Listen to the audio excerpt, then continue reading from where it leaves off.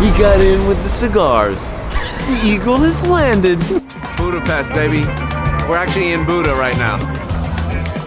For those of you that don't understand, that's Pest, and this is Buda. So this is a little overwhelming for me, but I made a special cigar for you with my brother, Mr. AJ Fernandez. I'm going to drink more, and then when I'm drunk, we'll talk a little more. It's like a museum in a city, right? It's like ancient ruins. Well, when are we gonna smoke cigars? That's what I want. This is the cigar that every douchebag on Instagram goes crazy over, and I just can't help but feel like I'm looking at a guy with a Tesla Cybertruck. One bite, everyone knows the rules. Don't eat. Oh my god. It's a good wiener schnitzel. It's a good wiener. We say panado.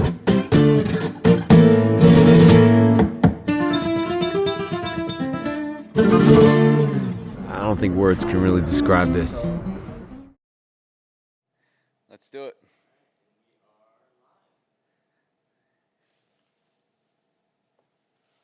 Am I on the screen? Are you playing the cool music? I don't hear it. I need headphones.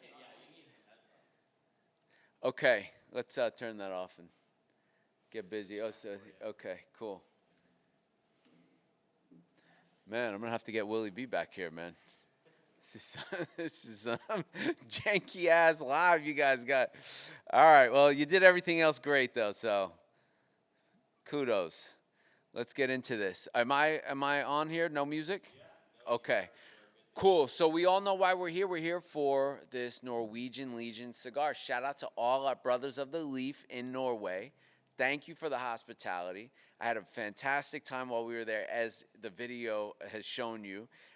We made a great cigar for them, and I promised that I would bring it back for the members too. So this was only available at the Norway event, and I wanted to smoke it with you guys live. Show them the cigar real quick. Oh. So, check this out. So, I also wanted to take this opportunity to talk about broadleaf, right? And look at how ugly that wrapper is. So, why would a wrapper that's so ugly be so popular? And the reason is because it is one of the most delicious wrappers in our industry, and it's called the Connecticut Broadleaf, and it is often fake replicated. You often hear the term broadleaf come into play. It's got broadleaf. Well, I hate to break this to you guys, but a lot of that stuff is not actual Connecticut broadleaf, the leaf that gave it that name. So I don't think it's right when we call something Mexican broadleaf or Dominican. I mean, I guess if you use the country of origin's name in front of it so that it's transparent where that broadleaf comes from. Dominican Republic grows a fine broadleaf. There is like a hybrid that AJ messes with in Nicaragua that is insanity. But there's only one broadleaf. For better or for worse, it is a toothy, veiny, thick wrapper, and it's one of the best. And the reason why it's such a great wrapper is because you really don't have to be that great of a blender to work with broadleaf. You throw some good Nicaraguan in there, maybe a little Dominican, and you're all set. So, Tyler, how do I see? I need a code. Yeah. 2461. What? 2461. Okay, I got it. So these are the comments that I'm supposed to be looking at here? Yep. Okay. Pairing with some 1792. I got the third. Okay, blah, blah, blah. They're talking a lot of whiskey talk. About to release the whiskey. It's time to go with the bourbon. Yeah. Right? I've got my Norwegian Legion and ice cold toppling Goliath Brew Company pseudo pale ale. Hey, I'm not going to argue with that. I will say that with a broadleaf like this, you get a lot of sweet breads, chocolates, very dessert-like things. So just pair accordingly. Personally, I would have rather seen you with some sort of a Belgian triple kind of situation. That will go with this just perfectly. chocolate stout, stuff like that. So, but I love pale ale. I'm a sucker for it. And I noticed that when I start drinking it a lot, I end up in more situations that I'm like, that was even, I'm more better behaved than that normally. And I gained 10 pounds from the pale ale. So, although triple's probably not better. What amazed me about this cigar is every time I cut it open, I did exactly what I just did now. I looked in it and I said, oh no, this is going to be a tight cigar. And it has not been pretty much ever. So, if anyone, any other Canadians in the house, shout out to my boy William. You already know who William is. William is like an ambassador of Pravada in Canada. And thank you, William. We appreciate you. Does anyone have any questions about broadleaf or Norway or the Norway trip? Did you watch the video? Let us know what you thought. I thought it was awesome. Even though I think like classically,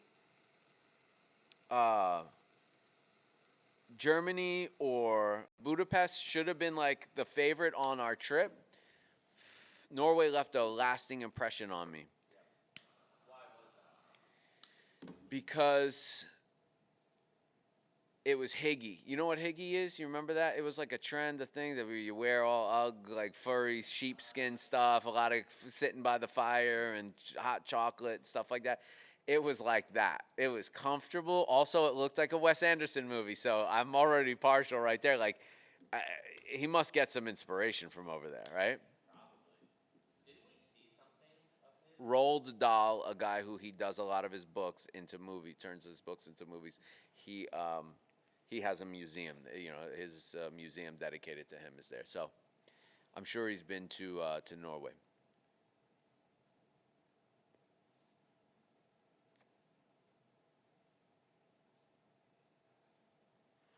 All right. So as soon as you light it up, you're gonna notice that sweet, bready kind of vibe. I don't see a lot of comments here, so I'm gonna tap out for a minute and talk about the cigar itself.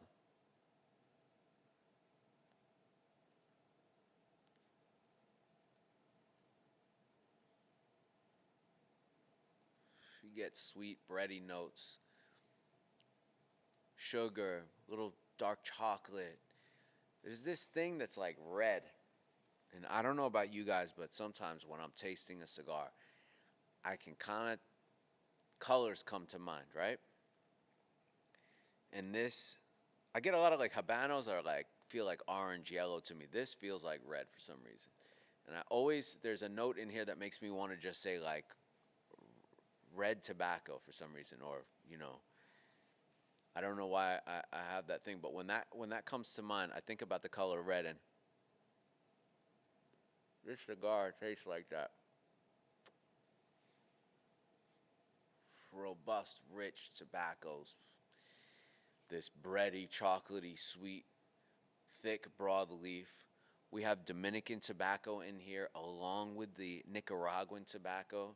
So that's going to add to that sweet. It's going to give that sweetness a depth, right? It's going to be sweet somewhere else too. So the wrapper's sweet and the fillers are sweet. And you have a little punch on that Nicaraguan binder. Shout out to my man in Esteli, Mr. Guillermo Pena, a big friend of the clubs. Brian, someone's asking, what was your favorite painting from the Where are you seeing this stuff? in the chat? I'm not seeing any of that.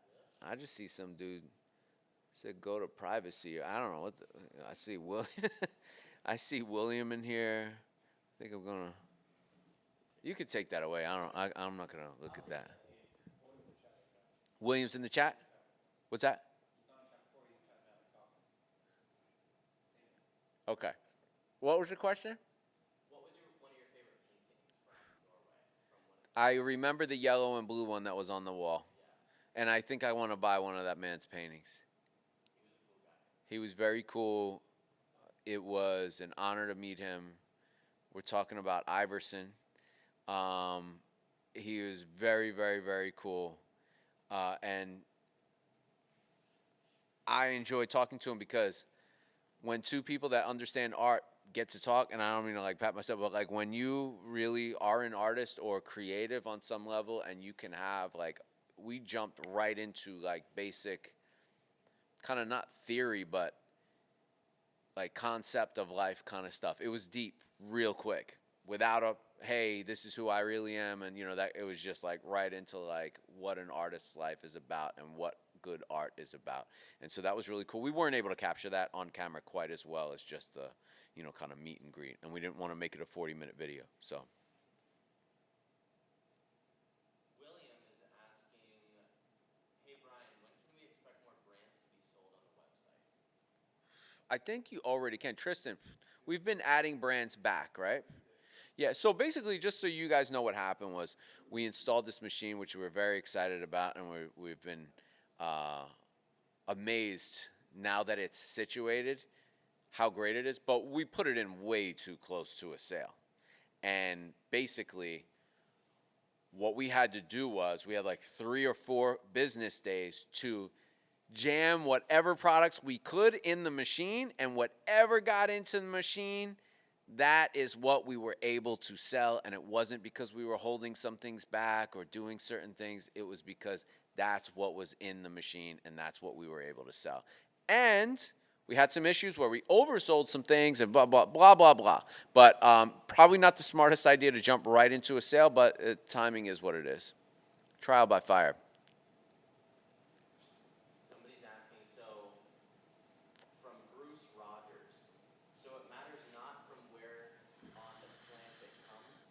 Bruce, my brother, been with me for a while now. Thank you so much. No,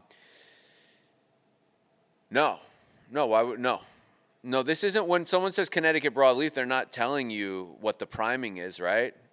Whether it's Ligero on the top or Velato on the bottom, they're not telling you that. I'm sure the thicknesses do pertain to that. It's also a tobacco plant that needs to be topped, but I think all tobacco that's used for cigars is topped, which means they cut the flower. This one is typically fermented or cured stalk cut. That's one thing that makes this tobacco different, is they cut it at the stalk and hang it upside down in a barn, whereas the other ones, they harvest leaves at different times. You can also do harvest leaves at different times with a broadleaf, but I think what you're asking is, you're saying you thought the name broadleaf comes from where on the plant it was, and it doesn't. It comes from the size of the leaf. It's a big leaf. That's why it's called broadleaf. Much bigger than most tobacco that you'll see. Christopher Germano is asking, Correct. are there any different strains from Connecticut broadleaf grown in the Connecticut River Valley? Or does all Connecticut broadleaf grown there produce the same taste? So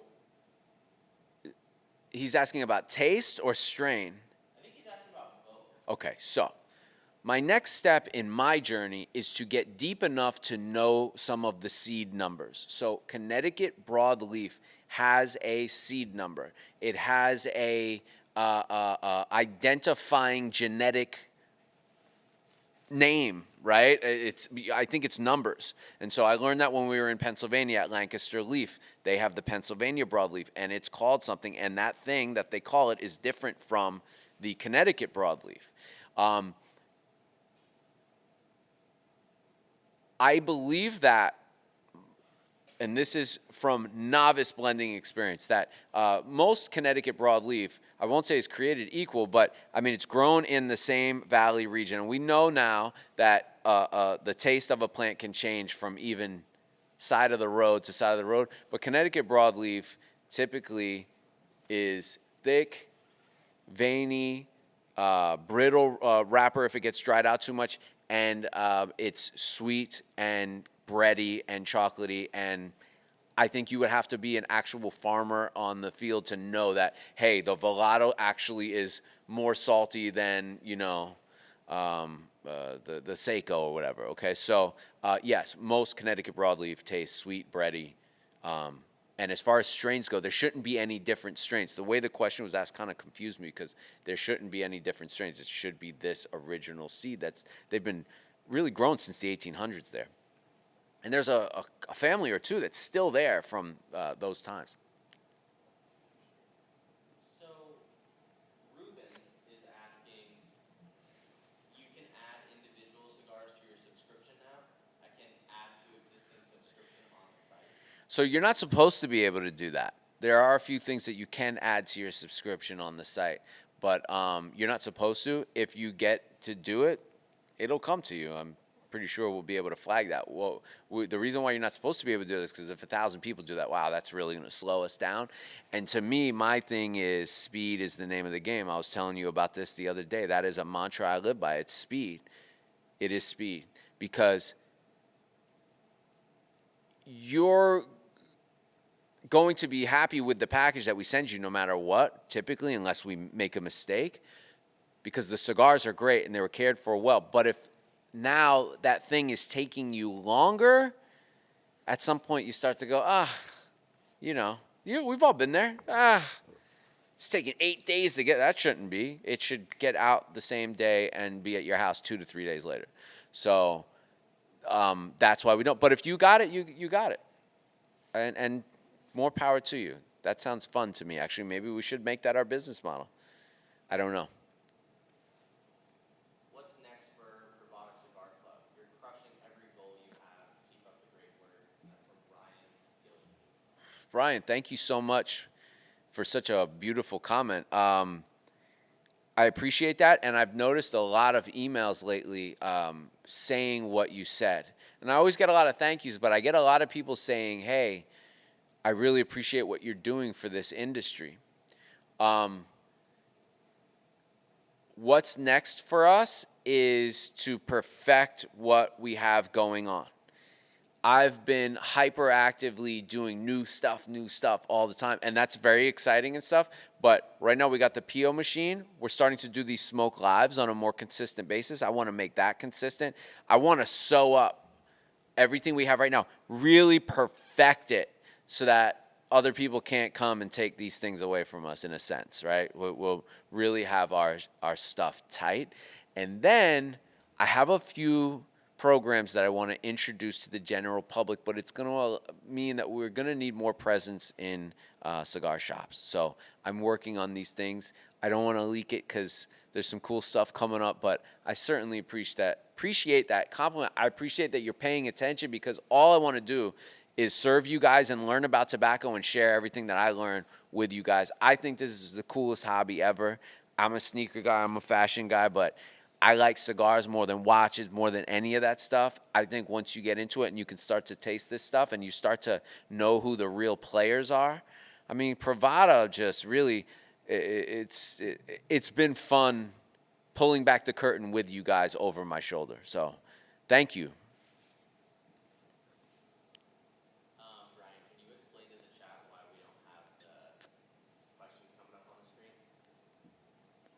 We don't have the questions coming up on the screen because we're using a different software and it sucks. So, but next one we will have the comments coming up on the screen. But let them know that I'm pinning the questions that you're talking about in the chat for them to see. But Tyler is pinning which is pointless because some of these guys are on TV, but whatever, dude. It doesn't matter. He's pinning the comment. Doesn't matter. Let's get past it. You should yell the questions, though, louder. Or get a mic. Okay. So. You're on the mic. What's your beef? Lil Spence 49 is asking, What's up? What? What a fantastic cigar so far. How long have you been selling these for? We haven't. We just did it for this live that we're doing right now, actually. We're on the live right now. We just sold them for this live. And they were a cigar we made for Norway. We went to Norway to celebrate 3 years of being distributed in Norway. And I had no idea we were there for 3 years. It's crazy. And so, yeah, so that's what we did. And that's why it's out. The Cross You Out podcast is asking, when's the next trip? Eric, next trip is probably September, if not October or November.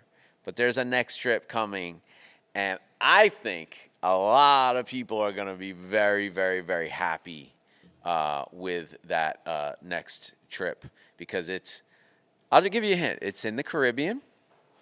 It's an island most people that smoke cigars don't go to. It has history of tobacco, and it is got a culture that is known throughout the world as, well, I won't give you any hints on that, but it has got a widely well-known culture that I think people use the island as an adjective, or it's going to be crazy though. So I'm really looking forward to that.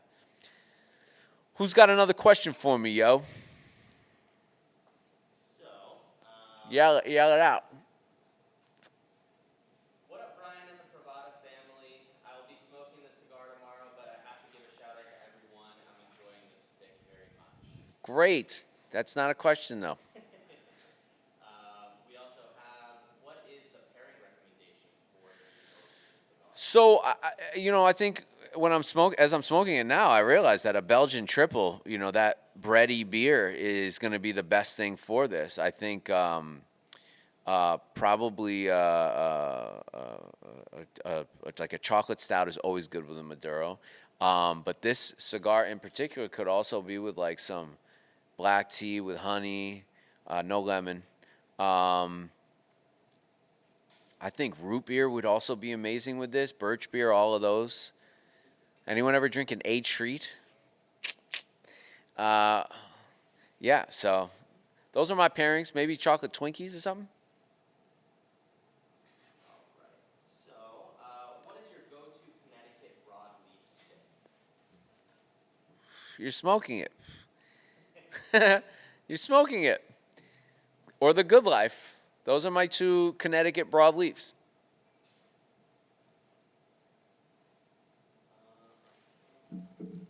Any plans for a winter BravadaCon? I missed the first. No, not right now. I gotta get everything like really sewed up right now. We're getting this machine prepared for war. How do you think the Bravada Customs program is going to evolve moving forward? Huh? How do you think the Bravada? Is your mic working? I think so. Is his mic working? Hear me?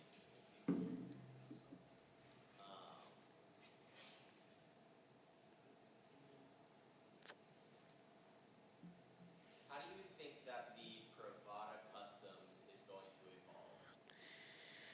I don't know how the Pravada Customs is going to evolve.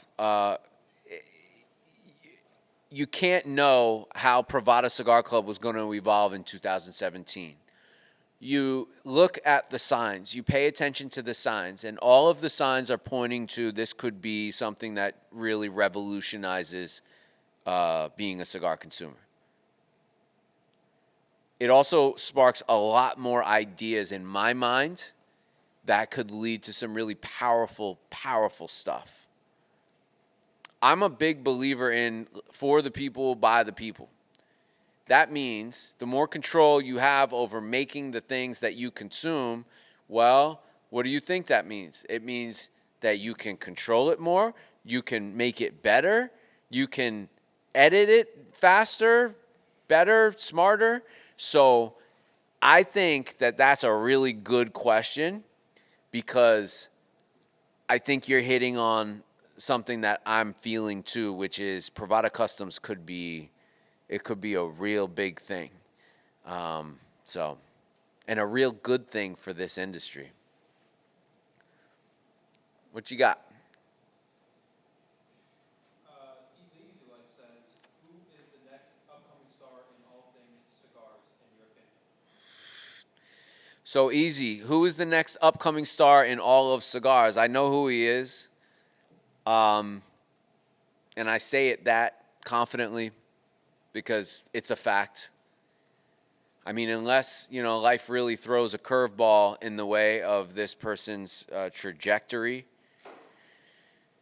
it's just, and it's someone you guys haven't discovered yet, which makes me really question my mind. Why am I so confident? He hasn't even been discovered really yet. So, I don't want to say the person's name, because if any of you watched Pravada's trajectory through the cigar boom, we got a lot of blowback behind the scenes. So I guess you couldn't have seen some of the stuff, but we got a lot of blowback. I can't work with you because this guy told me if he'll stop selling me this if you. And so I don't want to blow up this young man's spot, but you best believe you'll find out here, and it will become something here. And I just don't want to introduce this person with that statement because then people start paying attention negatively, right? In our industry, it's a small industry, and these are small towns, and everyone knows each other. So we're gonna go ahead and just say there are not just one, but there's 2 or 3 young players out there that are crushing life. How do I know this? Why am I so confident? Because I'm the world's largest buyer of custom-made cigars. That's what I do. So whereas some people might know growing tobacco better than me, or rolling tobacco, or the manufacturing process or the farming process better than me, this is my game. This is what I do. I go around to the world's best manufacturers and sometimes unknown manufacturers and buy things from them. And the proof is in the pudding. When you get to try all of this stuff, you start to know what a really good cigar tastes like. And so oftentimes I'll have conversations with people about cigars, and I think I used to get more in depth with people about like, oh, I love this cigar, you know, and because of this. And it's like, I just, a great, you just know it. You just know it when you get it, and you feel it. It's like great art when you hear it for the first time or see it for the first time. Next question. That was a great question. Thank you. Dominic Bergetti is saying, what are your thoughts on clown cigar reviewers like Brian Glenn? This guy can't retro ale, and he is giving flavor notes. Who said that? That is Dominic Bergetti. Dom, big Dom. How you doing, Dom? Dom, don't be so aggressive. Brian Glenn gets tremendous amount of respect from me, believe it or not. Did they hear the question or no? Yeah. Okay. All right. They did? Yeah. You sure? Yeah. Okay. Ask them. They'll tell you in a comment. Are you guys hearing when he asked the question? We're going to take our time with Dom over here. I want to talk to him. This is a great question. Give him a mic check for him right there. Are they hearing him? Yeah, no, they're not hearing you. So forget the mic and let's stop doing that. And okay, so Dom asked, what do I feel about, and he made a derogatory reference to Brian Glenn's Cigar Obsession, these types of cigar reviewers, he said. Well, I think I'm just going to tell you, Dom, I appreciate the question. I have a tremendous amount of respect for that man. He kept cigars interesting during a really boring time in cigars. I wish he wouldn't have gotten off YouTube, but that's not my business. Brian's he was key in the story of Pravada, and I want to interview him one day. Do I love his review style? No, he doesn't give a number. He goes over certain flavor tasting notes, but he doesn't really tell me, do I need to smoke this? But it's okay. He's good for cigars. So the way I think is like, if you don't love someone's cigar review style, you know, just go to the next channel. But the problem is there's not a lot of good cigar review. Who's a cigar reviewer? I don't even consider the YouTube guys cigar reviewers. They might be able to tell you if a cigar is good, but they can't give you, like, most of them can't give you in-depth flavor notes and keep it structured and have a score system that starts to make sense. Like when you watch Dave Portnoy and the first time you're like, what kind of score is that? That pizza must suck. No, it doesn't suck. 75's okay in his book. So you know, there's all these things missing. And I wish cigar culture influencers and people like that could really get it together in that. You know, it seems very laissez-faire. Is that how you say that? Laissez-faire? It's just like, they kind of phone it in. Where's the structure? Give me something good. Give me something. Hey, you know who did that at one point? Should I Smoke This was doing 60-second cigar reviews. I know that kid doesn't like me. I don't give a fuck, okay? But the 60-second was the thing that they should have kept going with. That was structured. It was cool. It was interesting. And that's why people tune into blogs for reviews, because it's structured. You know, watching a guy smoke a cigar, I mean, have you learned whether or not you should buy this already? I don't think so, you know. But we're talking about broadleaf, and you already bought the cigar. It's a different situation. But cigar reviewers should actually review cigars and quickly. Joe Knows is a good cigar reviewer. Next. And thank you, Dom. Aside from the cigars, Rob wants to know what was the most profound jaw drop about Norway?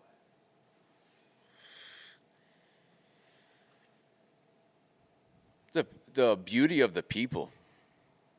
I couldn't believe how healthy people were. They're tall, they're Nordic, they're walking. At least, I mean, look, you can't judge a place by being there for 3 days, right?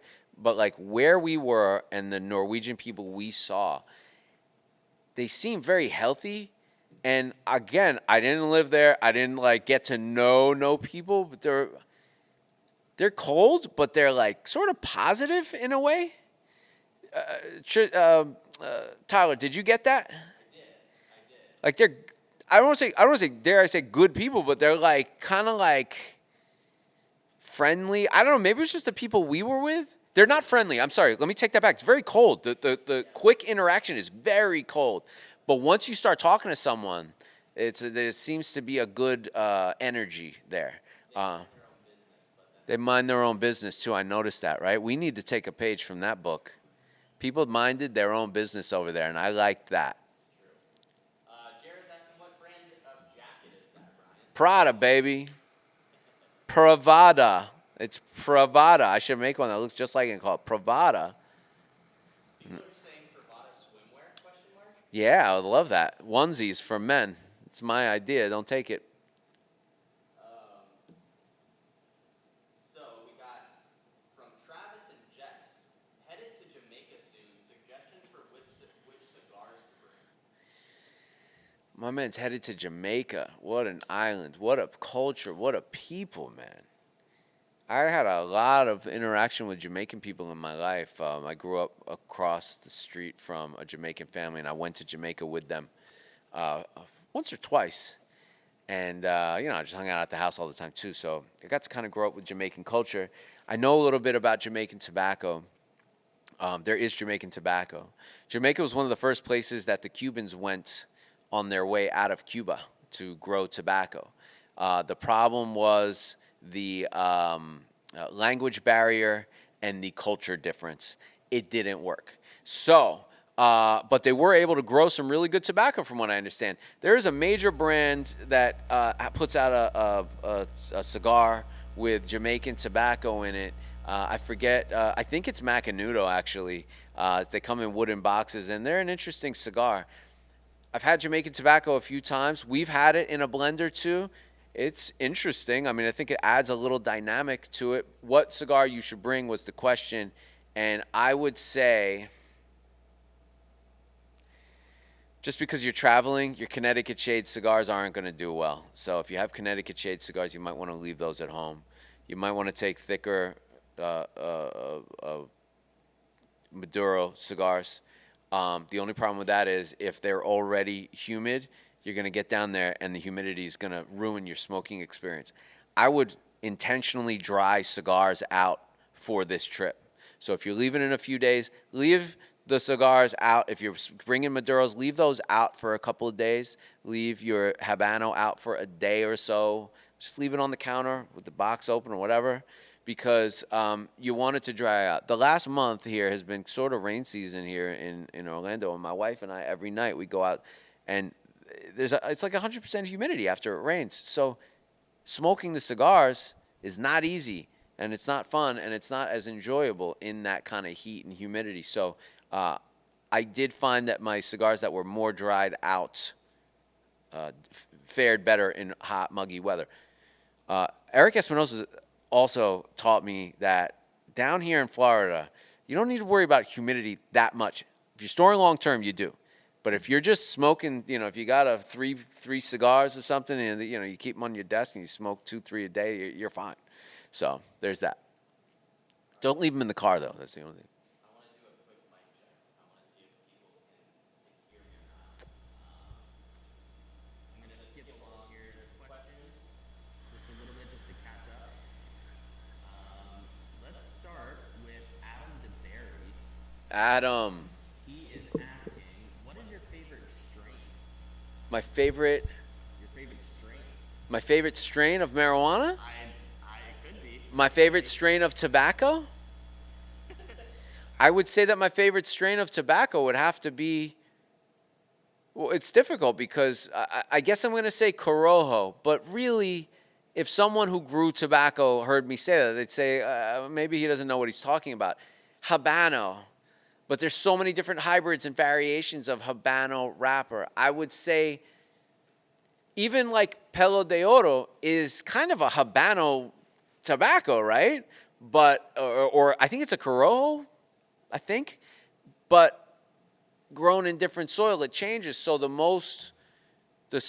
tobacco you have to go back to time and time again is the Habano, because that is the original true form of a cigar. I'm sure some historian could argue that with me, but Cuba produced basically the same color tobacco, Habano. They got light, really claro at times, but it was a Habano. What I'm trying to say is Habano is the OG. Today it seems like Corojo is the version of Habano people favor. A lot of people grow good Corojo. So I'm going to say Corojo because it could be the most commonly used in flavorful cigars. JR, brother of the Leaf, is asking, are you working on anything new with Santana? I'm working on a new project with Santana. It is the most money I've ever spent to make a project.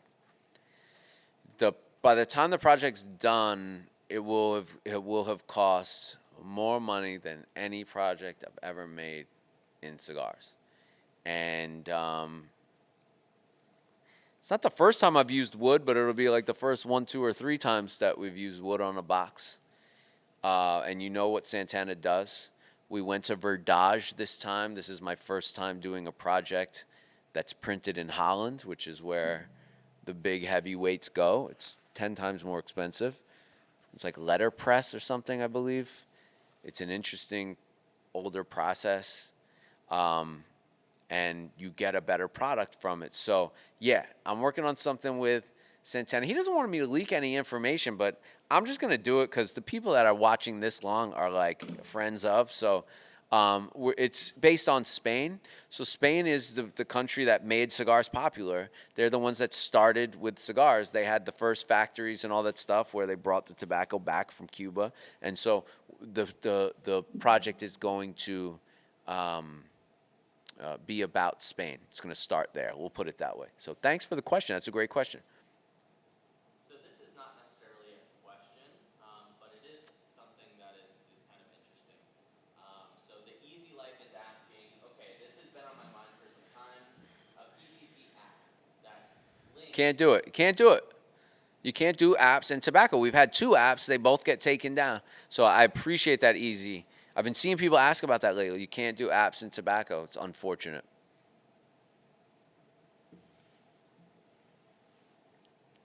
Do you think Cubans are using Nicaraguan tobacco in them? That's by JG. For a long time I did, and I've heard of people going over there and seeing bales of Mexican tobacco. I know they did come out with a Maduro, which they've never done. I mean, I don't know where they got that tobacco from. Maybe they've cooked it a certain way. But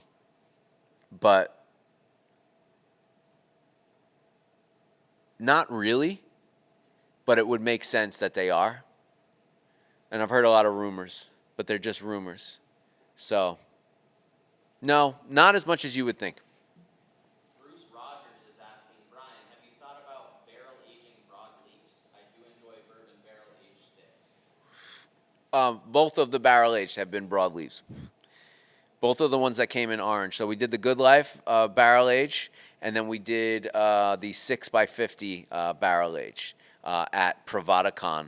And I think we have some available on the site. That'll end up being the long-term bourbon barrel age. So you're great, spot on, Bruce. That's what that brand basically will be. Also, it's one of the leaves that can handle the intense aging process without cracking or breaking. Next question we got is from Lil Spence 49 again. Are you and Sears still doing the podcast?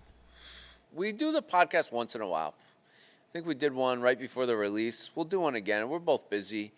And I went up to his house recently. That was fun. Had a great time. Shout out to Jeremy. Shout out to the Sires clan. Allison, very hospitable. I had a great time up there. And boys, his cigar selling off the shelves. A YouTuber gets a national release. Headline, New York Times. Can we switch over here? Let's look at this thing again before you ask me the next question. Look at that. Look at that gnarly, oily, dark. That's a real Maduro. That's not BS.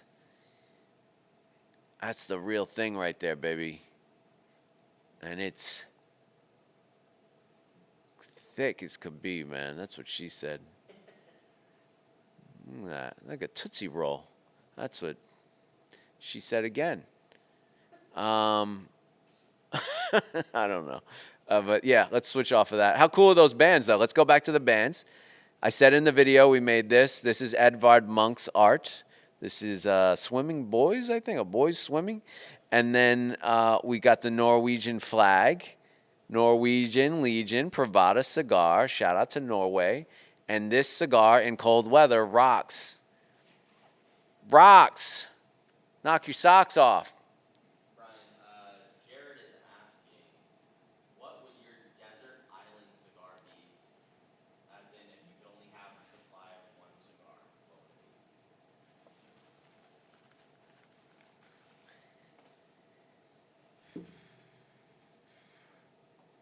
That's a tough one. Jared, how dare you? How dare you?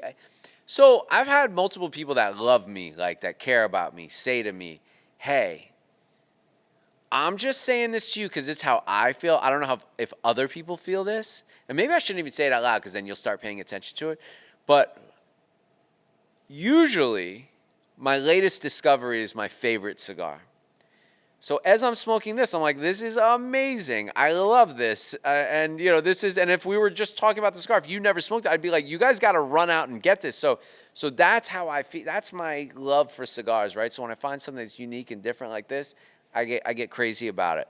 If I had to pick the one cigar in the history of Privata or my cigar smoking experiences that I could smoke all day, every day, what would it be? I thought it was Cuban Link,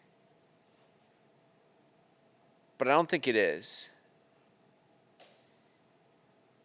Lady Killer was really, really good.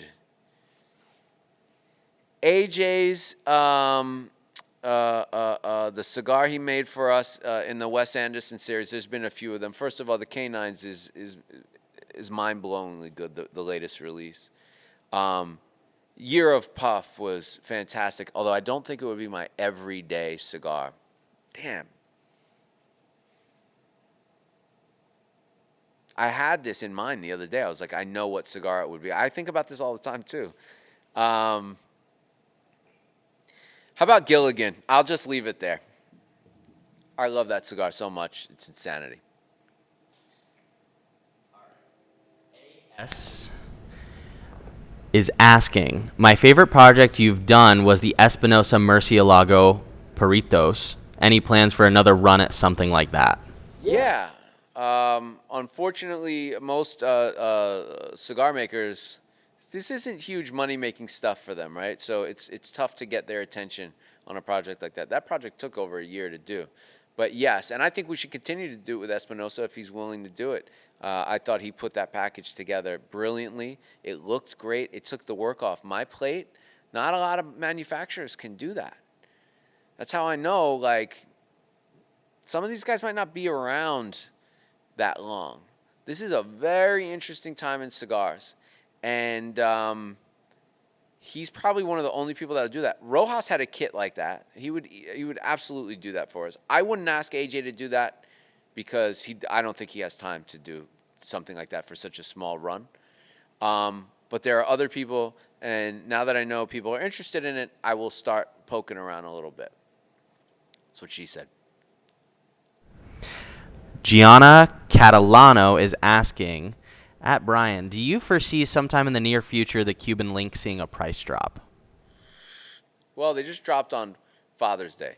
So Black Friday would be the next price drop, and I hate to say it, folks, but we're running out of them. I have like one cooler unbanded. I don't know why they're unbanded. I think we ran out of bands. They've been sitting here for years. I have one or two coolers banded, I think. So you're looking at somewhere around 4,000 cigars left, 3,000 cigars left. So they won't be around much longer. Price drop's going to be tough. The new Cuban link is out in a box near you. It is coming to your front door in Privado Cigar Club this month, and I hope you love it. Cigar Jamie is asking, question, who are you most excited to work with this year?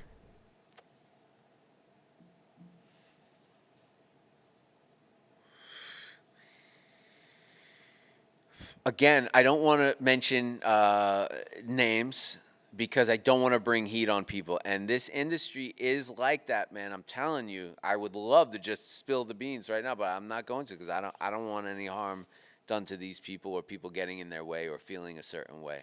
I'm always excited to work with AJ Eladio. I'm very excited to work with Montenegro again. We're very lucky.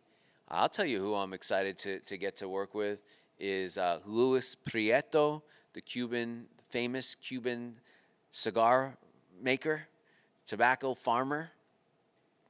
You guys heard that? That's who I'm excited to work with. So there you have it, folks. All right, we got Bruce Rogers in the chat. Brian, what are your thoughts about Andulo tobacco as a filler add-in? I love the fermented flavor. It's good. Good for you. You know how to smoke a cigar. I love Andullo. Plata Ploma, Plata Ploma, Tiffany, Andullo. And a Lancero with Andullo nonetheless. Not easy to do, and it's fantastic. And yeah, we should smoke more. I noticed that cigars with Andullo tobacco perk people up. They write in. It definitely dings the alarms. But there's only one place that really does it, and that's La Aurora. So I don't work with them, unfortunately, right now. I mean, there's no bad blood or anything, but they really want a major commitment to work with them. And honestly, not everyone wants stuff from them, I noticed. So. All right. Jibby Jabba Het Mehet is asking, do cigar manufacturers create artificial scarcity with limited edition cigars just to charge more money? I mean, I couldn't tell you that. I look at Privada and I say, what made us successful? And that is limited cigars. I know our cigars are limited because I only got that many, and I could only get that many. And you know, at times it's because they're aged and someone didn't purchase them. So could I see where a company, a bigger company, would put out limited? I don't think it's like that, right? I think the limited editions are just better. And I'll tell you why. Usually when someone's putting out a limited edition, they take more time with it, they pay more attention to it, and that's why it costs more, because they worked on it really hard. I like products that people work really hard on. That's why I work really hard on aging our stuff, writing about our stuff, to bring that experience to you, to show you that, hey, this cigar is special and you need to pay attention to it. Even if you don't love it, it was special for a reason, and it was an honor to smoke it. Not everyone agrees with that, and so not everyone's a great Privada member, right? Like, some people join for a month or two and then they leave. They're like, this isn't for me. But if you understand that, then limited edition is usually a better experience for me. So I don't know, probably, I guess, but also, like, they're paying more attention to that release. Brian, when can we get you up to Winnipeg, Canada? William is asking. I don't know. That would be really cool. I'd be interested at some point. Right now, I'm focused on my next trip, though. And, yeah, so, but William, trust me, I got you in mind. And the Canadian members have been like, wow, you guys really gave me a reinforcement on community. So that's very cool. It's been a little rocky and rough and whatever, but we're going to do our best to keep that going. Rick is asking, what's up with the purple people eater? Are we getting more? We're getting more.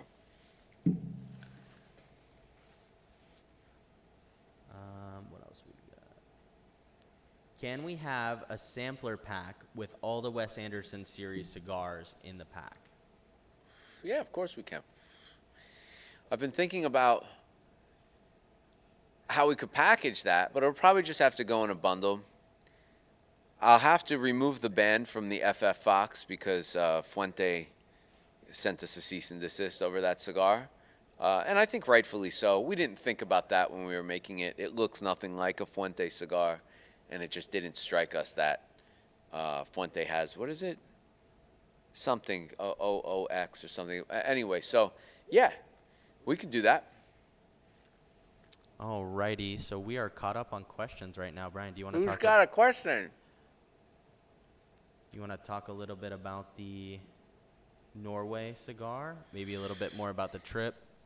So, some memorable moments? Yeah, the trip was amazing, man. It was awesome. It took forever to get there. It was like a voyage. Like we were up for like a full day traveling 20-something hours. It was incredible. Went from medium-sized plane to huge plane, chasing the sun the entire way to Europe, all the way until Amsterdam. That was crazy. Mm-hmm. Then we go in Amsterdam and we hop on a little puddle jumper over to Stavanger, Norway. And man, it was just beautiful from start to finish, and the food was great. The weather was perfect. It was like chilly but not too cold, and it's just amazing. The cigar itself is it's a little unique to me because it uses Dominican tobaccos, and normally the broadleaf that I get, it's like all Nicaraguan with it, and so this adds a more, even more breadiness to it, and more like simple syrup kind of twangy situation. So, and I love the bands. People of Norway were amazing. We had to leave that party a little early though, but Yeah. we were there for so long. We were there since like 1 in the afternoon. We were hanging out all day. Arndt, shout out to my boy Arndt. We had a great time with you, man. Thank you. All right, so we have some more questions. Brian, when are you going to Peru to do the river purge? I'm not doing that. Bruce said that. When can we expect? Shout out to Claudio Scroy. You're a beast, bro. When Insanity. can we expect the Hawk Tua cigar? Oh, I don't know. I don't know, man. Shout out to that chick. She's great. How about a sampler bundle of the Cuban clones? That's from Benjamin Cuban clones? Smelker. Yeah. I don't know what the Cuban clones are. How about a sampler bundle of the Cuban clones? Question mark. Oh, I think he means the the Cuban. fake Cuban series. Yeah. Yeah, we could do that for sure. We'll do that. So Tristan, are you seeing a trend there? We're not giving people enough 5-packs. We're not. We never have.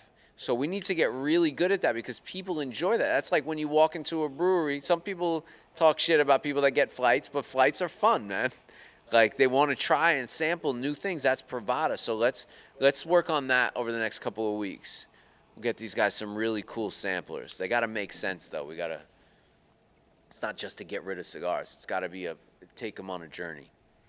James Pine is asking, can we get a James Bond cigar sampler? Delectados. They want a sampler too. Now, so here's the thing. In my mind, James, you're a perfect person. Do I need to create a box or like some sort of like thing just for this, or can I wrap it and put it in a pack, or can I just put it in a pack? Choose one of those. One has to have special, box around it. Two, wrapped up in a pack, and three is just in a pack. You don't care. Presidente Eric is asking, question, lake, beach, or mountains, which do you prefer to enjoy a cigar? Where would you like to light one up that you have yet to visit? Let's hit this camera.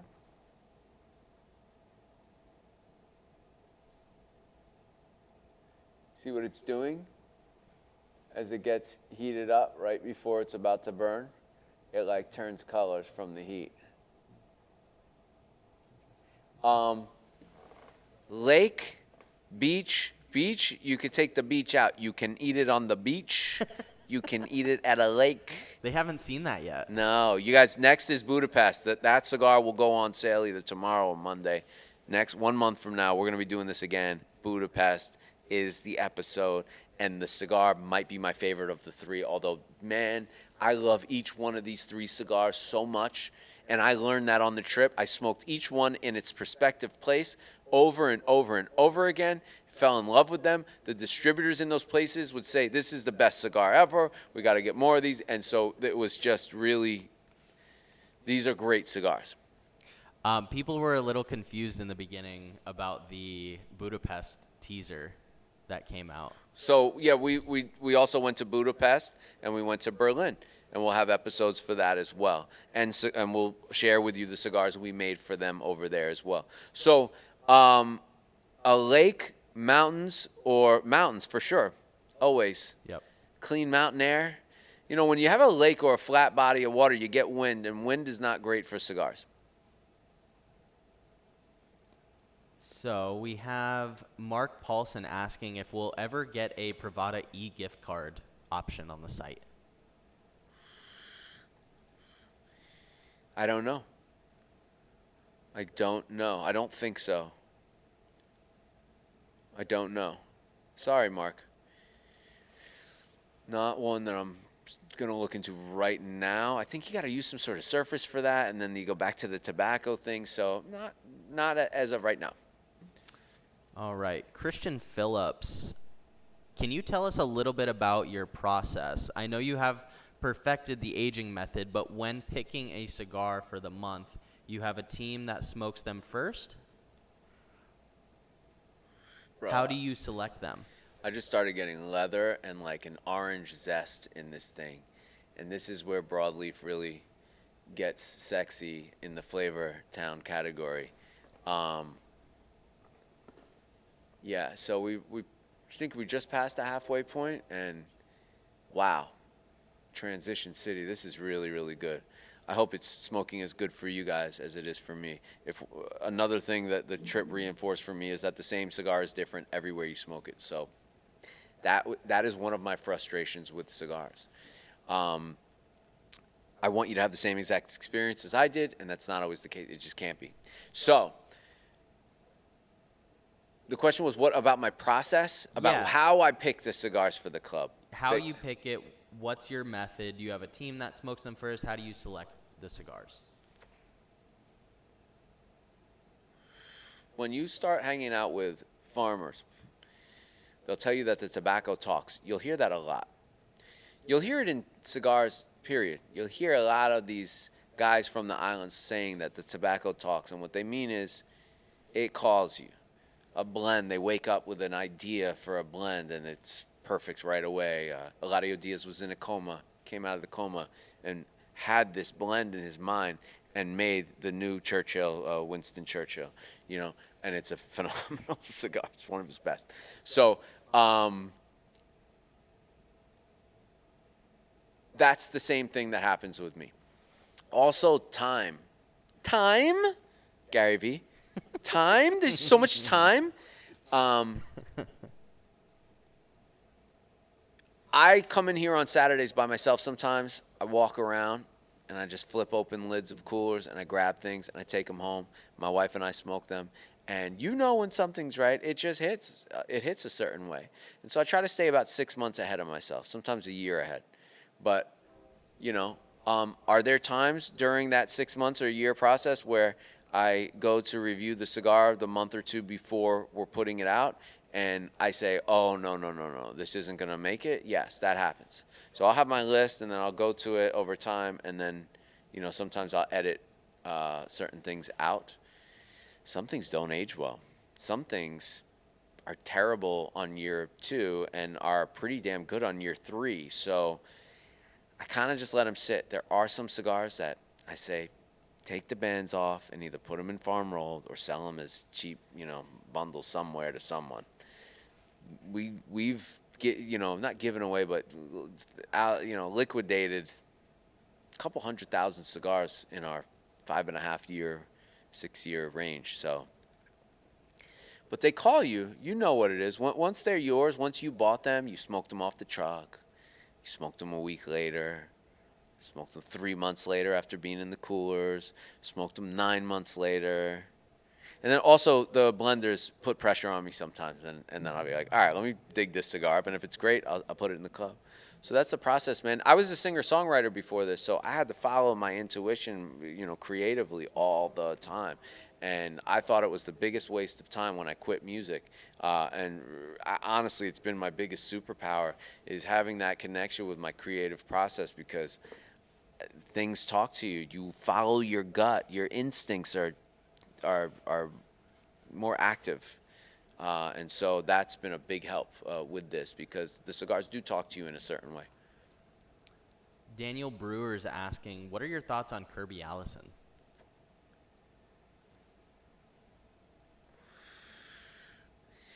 My thoughts on Kirby Allison are mad respect. The immature part of me wants to poke a little fun, but he looks great. His clothes are great. His network is phenomenal. Is he my style of cigars? Is he my style of cigar smoking? I suppose at Privada, we're here to serve everyone. However, this fixation on the Cuban cigar is not just, it would be like, I am so into wine. Man, I am so into wine. All I drink is Zinfandel. That's how into wine I am, that all I drink is Zinfandel. People would be like, well, what about all the other wines? You don't try the other wines? So you're not really into wine, you're into Zinfandel. Okay? I have another big problem. First of all, the footage, the production quality, God bless that man. Incredible. I have to look at things from multiple aspects, right? I am a huge fan and supporter, I guess, of Kirby Allison. I love what he does. We need more people like that in the culture. How he gets the views he gets and still mixes in tobacco, I'll never know, but I'm not saying anything to anyone. We're lucky to have him be interested in cigars. Again, it's like saying you're into wine and only drinking Zinfandel.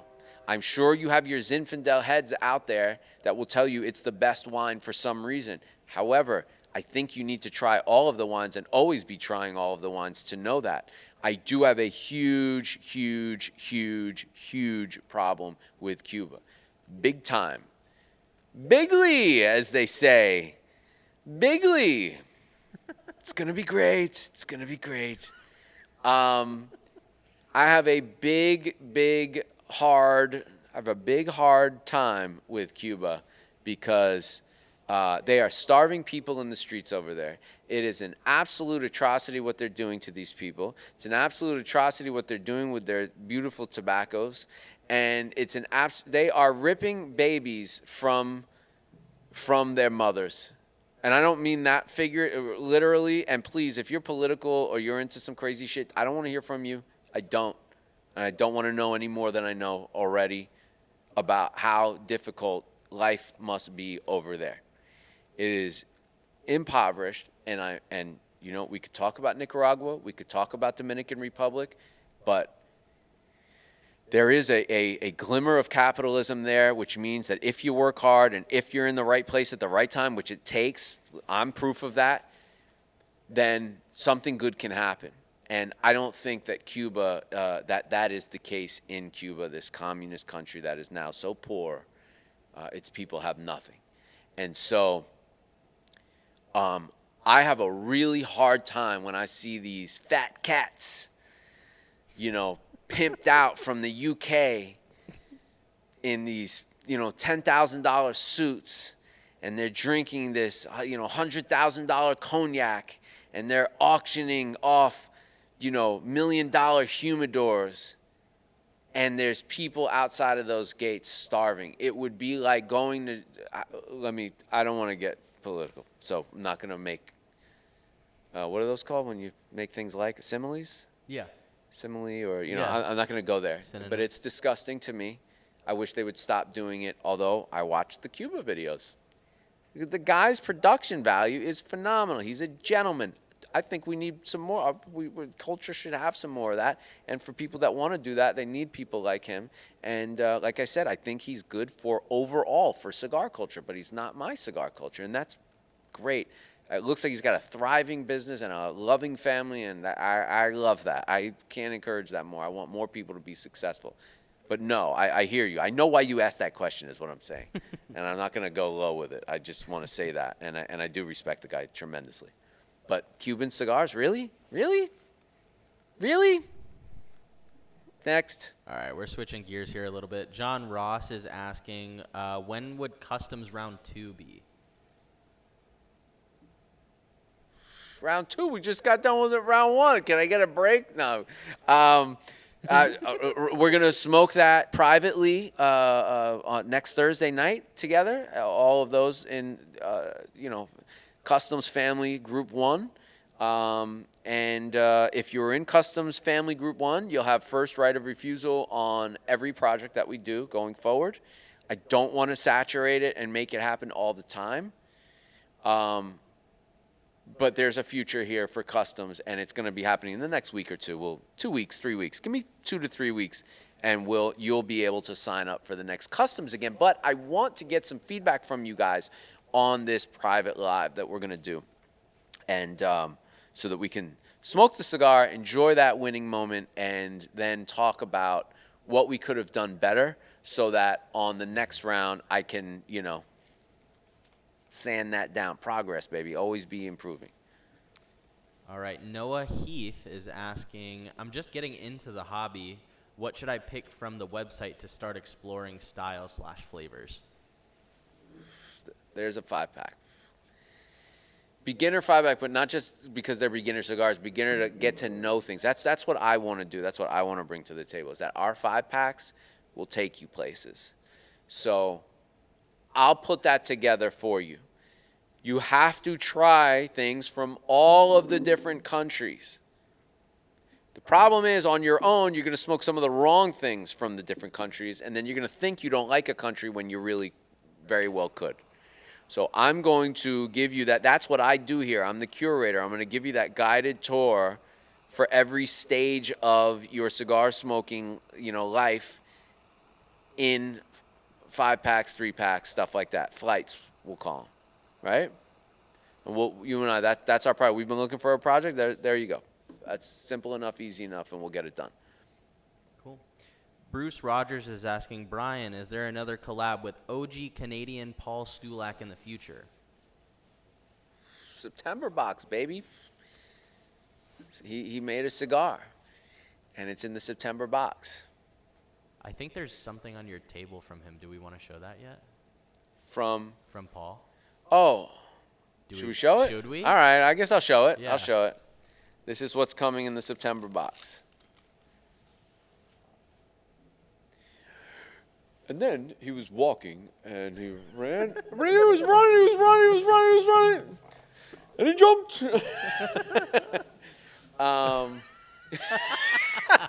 We'll get more views on that. Yeah. We just do this the whole time. Oh, I know. Hell, welcome to Live with Mr. Fingers. Yeah. I'm dancing. It's disco dancing. That's what people really want now, I guess.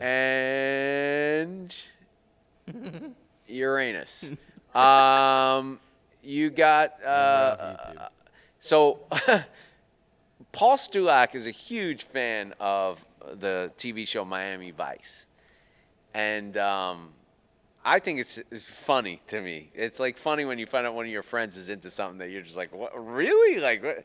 Like this guy buys memorabilia from the show, things that were used in episodes, all that stuff. He loves Miami Vice. Tried to rope me into this Miami Vice 40th anniversary on South Beach. It wasn't the right thing for Pravada, but he wanted to make a cigar for it, and he wanted me to share that cigar with you guys. I reviewed it today, and it's fantastic. I wrote it up, and it'll be in the September box when the party is in South Beach. And if you're really into Miami Vice, look up Miami Vice 40th anniversary and, buy tickets. All right, so Seth Ray is asking, Pravada Customs is amazing. When is the next round? Big props to AJ on those first ones. People really want the second round here. Okay, 2 weeks. Give me 2 weeks. I'm going to take my time with it. What's your favorite place you ever smoked a cigar and why? That's by AS.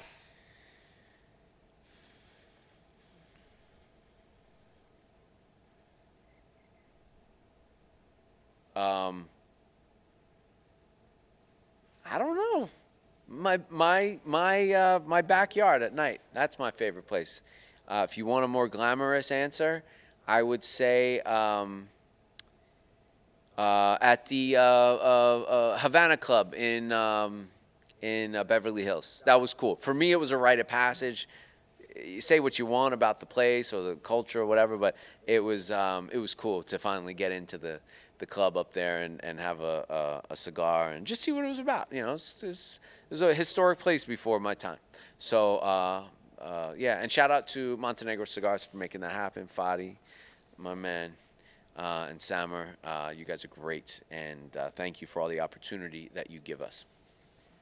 All right, Jared is asking, what's up with that badass humidor you showed in your new living room? That thing looks badass. It is badass. It's called Affidano. You sound Italian when you say it, right? Affidano. It's a Lamborghini. And it's the Lamborghini of cooladors. It is an expensive piece, but I gotta say, I think it's worth the money. You heard that? I think it's worth the money. I think it might be worth the money. Really? I love New Air, but if you want to go like higher end, this is probably the one to do it with. The app works, the drawers where everything is like feels custom, and they ship it right, and it looks amazing, bro. It looks like some old. It looks like you ever go to someone's house and they're like have like $1 million stereo. Have you ever is that an experience only I have had? Guys, I'm talking to you guys. Is this an experience only I have had? Have you been to someone's house, some rich person's house, and like they're like really into sound? Have you ever had this experience? Yeah, I have actually. I went to this guy's. We were smoking a joint at some guy's apartment in Manhattan, and he was house sitting for some really wealthy person. And this guy had speakers that looked like blooming onions. They were like works of art. You've never seen anything like this. He had a CD player that the CD, it was weighted. No I don't know way. what that would do to the sound, but I got to play my demo on there when I was a young, That's cool. aspiring artist, and all these people were like, yo, it's great, man. That's pretty cool. One day you're going to own this place. What are some features that you like about the Affidano, like specifically? The app works really well. Yeah. I like how nice it is. I mean, my house is pimp.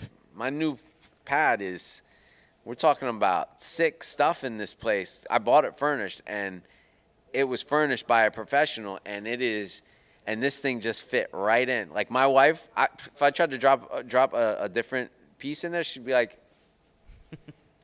but this piece, she was like, wow, that looks amazing. So it's special. Byron Smith is asking, so is farm rolled subscription cigars that didn't make the Rare Cigar Club cut? Sometimes, but no. Farm rolled started as basically we were building relationships with manufacturers, and when a manufacturer makes a cigar like this, let's say we order 10,000 of these, they get X amount of bales of these tobaccos, and if it's not a huge factory where they just have endless amounts of tobacco, like they had to buy a certain amount, so they get left over with, let's say they make 10,000 for us, they get left over with 3,000, 2,000, 500, whatever. I could get those if I wanted to. I had the option of getting those. And so that's how it started. Then it got so big that we actually had to have the manufacturers make batches of cigars just for that. One thing that I found with manufacturers, a lot of times what they think is their lesser quality stuff is actually better, and that is a fact. And a lot of artists are like that too. Stuff that they don't like is actually the hit record, right? And so once in a while, if something doesn't make the cut in the club and it's good enough, I'll put it in farm rolled. But mainly, we would just take the bands off and sell them in, cafeteria or something like that. But even that I get from a specific place for a specific thing for those bundles. So it's tough to get rid of cigars, right? So oftentimes I might just wait a year and then see how it is at the end of that year. And again, remember what I said. Sometimes on year 2, that cigar's not great, and on year 3, it actually got better somehow. So, and it also depends on me too. Like whatever I had that day, I might not have liked that cigar, but Clark thought it was amazing, so I'll go back to it, and it turns out it is amazing. So, but no, farm rolled is very specific. Most of the bundles that come in for farm rolled say farm rolled on them, so they're made for farm rolled. But yeah, once in a while I'll grab miscellaneous stuff for farm rolled. Why not? So, Damaged cigars might get that. That's more realistic. William is asking, Brian, can we have an all-African blend cigar in the club? I don't think you can. Maybe Bogani does all African, I think. But I don't think you can. I don't think I've tried anything from there that's all African that's been absolutely, mind-blowing. And that's what I look for when I pick cigars for you guys. I'm sure we can get one just like in the club, though. JR, brother of the Leaf, is asking, is there a farm rolled takeover on the horizon?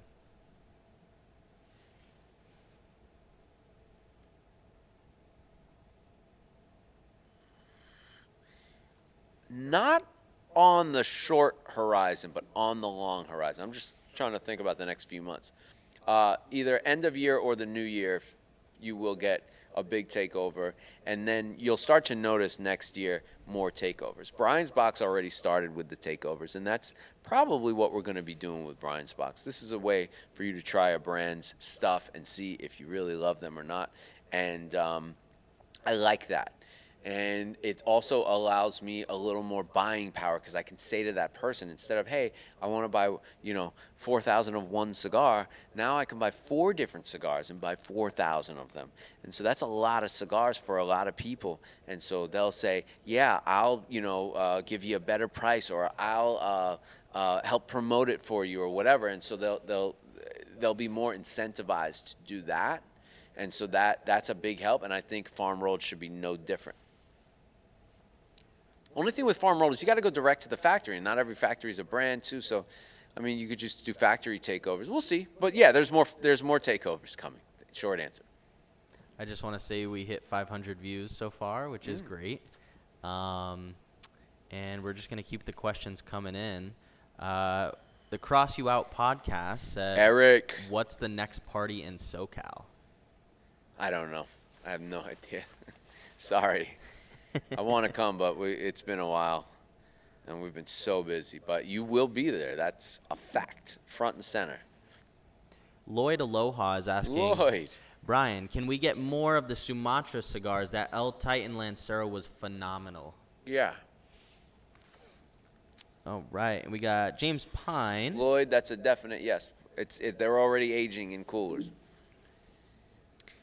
James Pine's asking, when are you putting in the Halloween box? Did James answer the question?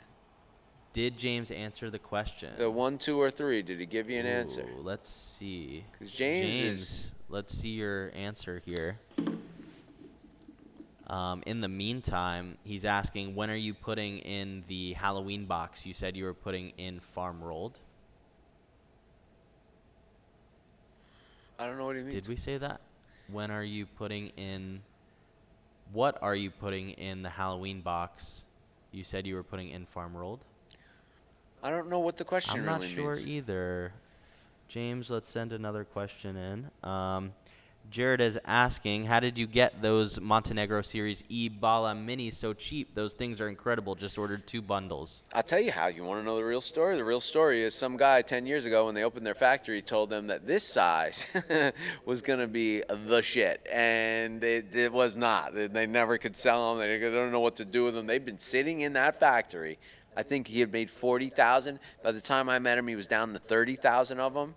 And then we had 10,000 that we kind of like dribbled and drabbed. And then I was like, we were down to like 1,000 or 2. And I was like, let's just make them available. Maybe I would kind of like throw them in things and stuff. So we made them available and they flew off. And he was like, I'm sending you 10,000. You pay me later for it. So there you have that. All right. Sean J is asking, Privada cigars in the new air or Coolador with Boveda in the bags? How do we store the cigars? Is this long term or short term? Short term in the new air. Long term in the bags. I'm not so sure I do put my stuff in bags in new airs, but I'm not so sure you should probably do that because cool dries. That's why that 70-70 thing is kind of like a good guardrail there or a guide because you don't want the cigars that cold. I often enjoy the idea of my cigars chilling in a coolador, but it does dry your cigars out. There's that train, baby. Brings me zen every time I hear it. What's the story with the train, Brian? Think about hopping a train right out of here, disappearing into the great American landscape. I'll journal it, turn it into a novel. Wear a lot of bandanas while I'm doing it too. It'll be fucking Bandana City. Yeah, I just love a good train. I grew up with a train around. I think we all did. If it got there on a train. You ever see that? you ever see The Irishman? No. He's like the team's the half of the team. If it got there on a truck. Well, in this case, it got there on a train, Mr. Hoffa. All right, Gary Taylor's asking, have you been to Cape Town, South Africa? Great place to smoke a cigar. No, I haven't. I would love to go. Lloyd is asking, can we get another old school Cuban box? Loved the last one. Yeah, we can do that. I didn't do any takeovers this year because, some of the complaints I got in the past were like, we want to see more brands. And so I've been putting brands in pretty much every single box. But the brands are just kind of disappearing into the box. Like, they're not standing out the way I thought they would. But I committed to it for a year, so that's what I'm doing. That's why I did the theme of the fake Cubans as often as I could, because I wanted to keep some sort of theme going for other cigars. But you see, you don't always want to listen. Sometimes you got to just go with your gut and know that, maybe they don't know they want it right now, but when they get it, they're going to love it. And themed boxes are my favorite thing to do now. And they seem to be favorite of all of y'all's. So more themed boxes in 2025. And there will be one themed box for Halloween, and it's not even a Halloween box. Are we allowed to say Halloween? It's not. It's not a Halloween themed box per se. It's. I'm just gonna leave it at that. We will have another Redux box. Let's also say that we've got a hell of a Redux box coming. James Pine's response is, you pick. I think for ease, James, and because we would have to add money to the cost if we do something absolutely specific, I say we just get this stuff on the site and make it available to you guys at a reasonable price. Some sort of discount for buying multiple cigars at the same time, because that helps. And we just stick to that for now. And then if anything becomes like a fan favorite, we can go back and do something unique for it. Anthony Stawson is asking, have you seen the celebs sitting courtside at NBA games wearing Uncle Polly's merch? They need to try the cigar. They try the cigar. He gives them the cigar. He's always asking me for bundles of it. He gives it out to all his friends. He was just on the Bear. Shout out to my main man Paulie from Uncle Paulie's Deli on the Bear. He's on the show. How cool is that? Shout out to John Buscemi. Shout out to that whole crew. Unbelievable. These guys are grabbing the bull by the horns, and I love it, and I love watching it, and it's so inspiring for me. Yeah.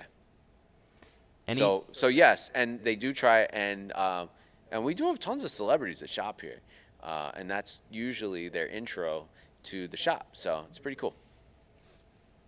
Fishing Beast 18 is asking, man.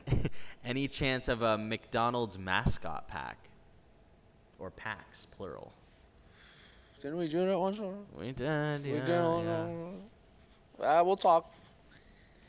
All right. When's the next time you're in New York City? We need to meet at Carnegie Club. Ooh. That's Daniel Brewer. That sounds great, Daniel. I would love to do that. But I don't know, but I'll let you know now next time I'm in New York. Last time I was there, we went in for a quick trip, quick romantic getaway, my wife and I. And we had the best time. We stayed at the Carlisle, and we walked around, and no one was there because it was like Memorial Day weekend. And it was just awesome. I just needed to get away with my wife alone to the city for a day or two. It had been so long since I've been there, and I fell in love with New York all over again. And so New York is definitely on the hit list. All right. Oh, we went to the Polo store. We did a reel about that. We Yeah. went to the Polo store. I bought this jacket I was like crazy about, and I was giving the guy my email address, and he was like, "Hey, I'm in the club." Unbelievable. Shout out to the Ralph Lauren Madison Avenue location, the best place on earth.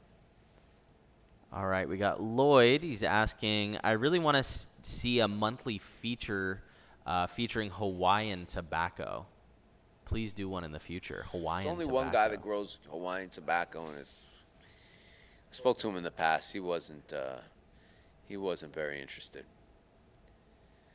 He didn't like what I was selling. Sean Fitzpatrick wants to know, can you tell us a little more about the 10 cigars for $75?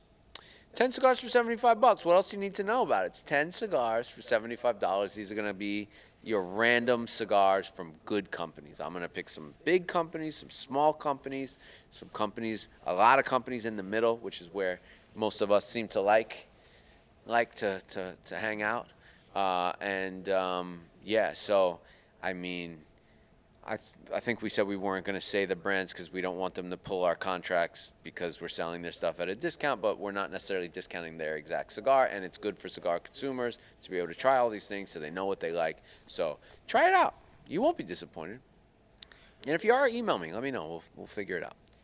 All right, Lil Spence 49 is asking, my dentist commented on the staining on my teeth. I brush twice a day and floss. Bravada Coffee recommended a water pick. What are your oral health tips as a smoker? Bro, I water pick like 3 times a day. It's no joke. You're still supposed to floss, but I don't floss that often. I floss like every other day or something. But I water pick pretty much after every cigar, except for when I'm at work. As soon as I get home, I water pick, then I brush. I brush in the morning quick because my nighttime routine is insanity. It's water picking and brushing, and then I come home from work, I water pick, I brush, and then I smoke cigars again and eat, and then I water pick and brush again. So I have a slight stain I'm noticing in one little spot. I don't think it's from the cigars, though, to be honest with you, man. Yeah, I water pick is everything for me. Now, if you're staining, you should probably bleach your teeth, get them there, and then you use that Crest Ultra Bright or whatever at night, and then I use the one that's good for your gums because I'm an old man, Sensodyne in the morning, and then I water pick throughout the day. But you need to whiten your teeth if they're staining. Now, if you're getting just stains, they can get that off. But if your overall color needs to be changed, you should do that. Don't do that one where they dry your mouth out, though. Just do the trace. They hurt, though. They hurt me bad. Sometimes I have to take them out. They hurt so bad. I don't usually do them often. All right, we got William asking a question. When can we have a farm rolled takeover from Tabacos de Costa Rica? It would be too expensive to do that with them. We could do it with their short filler, which their short filler cigars will knock your socks off. It's one of the only factories that's handed me short filler cigars, and I've been like, oh, I'd like to smoke these all the time. So we could do it, but it would have to be the short filler because they're just too expensive. They're more than the price of the cigar in the box.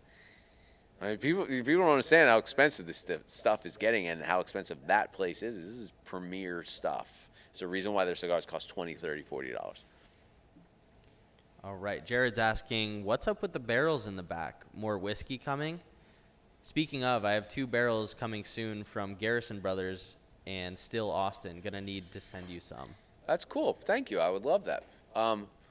These were all ex-bourbon barrels that we have also used for barrel aging program. So that's what those are. I have 800 bottles left of 800?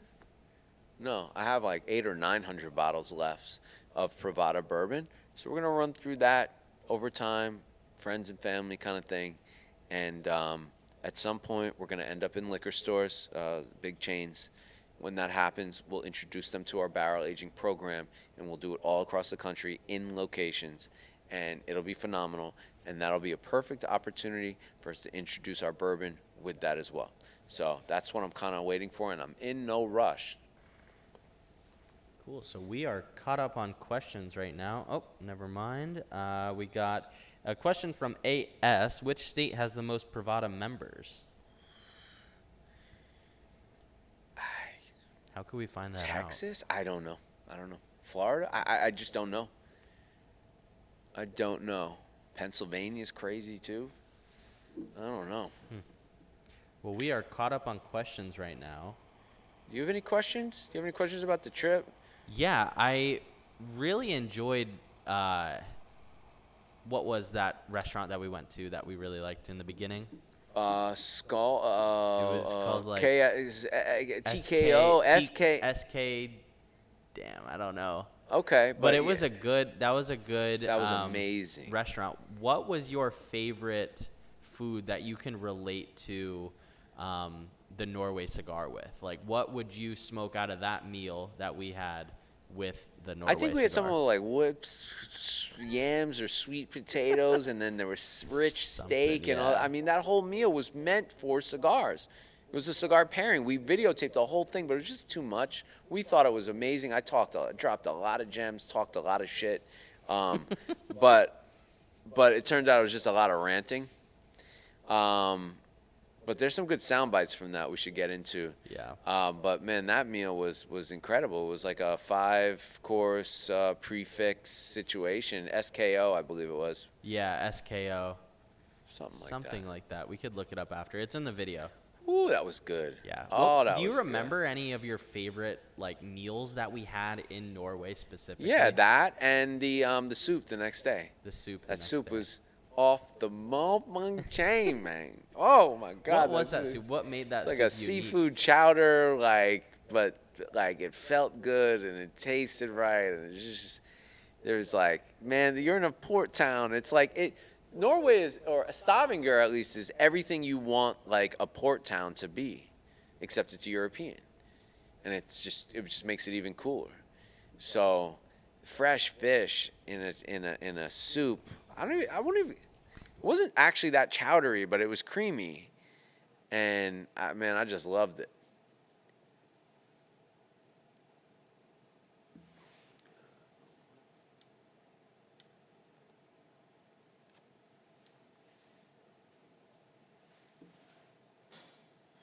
Boy, this cigar, if you look deep into this cigar, there are a lot of flavors there. If you don't, it's just sweet, smoky, and just good, very satisfying. But if you look deep and use your sinuses, there's some interesting baker's spices. And I told you about that orange rind in there. And then there's cinnamon on the finish. There's like a root, like unsweetened root beer kind of thing, which doesn't sound great, but licorice. There's a lot going on in here. So I have some more questions about the trip, but I do want to keep up in the comments here. Scorch Fiend is asking, currently in the 3 per month club, any added bonuses I should know about for the other monthly options? I like Brian's box because it's doing a lot of takeovers now, and that's going to be really cool to see. Farm World's great if you need less expensive cigars just to kind of smoke while you're doing whatever. I really like Do Not Buy This. I think Do Not Buy This is one of the coolest ideas we've ever had, and I think it's awesome to get that extra mystery every month because it's cool stuff. You got to have the free shipping cigar. It makes sense for both of us financially, and it's cool stuff. Just leave it at that. We also have a new subscription. And then too. yeah, if you want to try regular production stuff that's on the shelves from other brands mostly, the new Backdoor Buyers Club. Great name. Byron's asking, how do I get a bottle of Privada bourbon?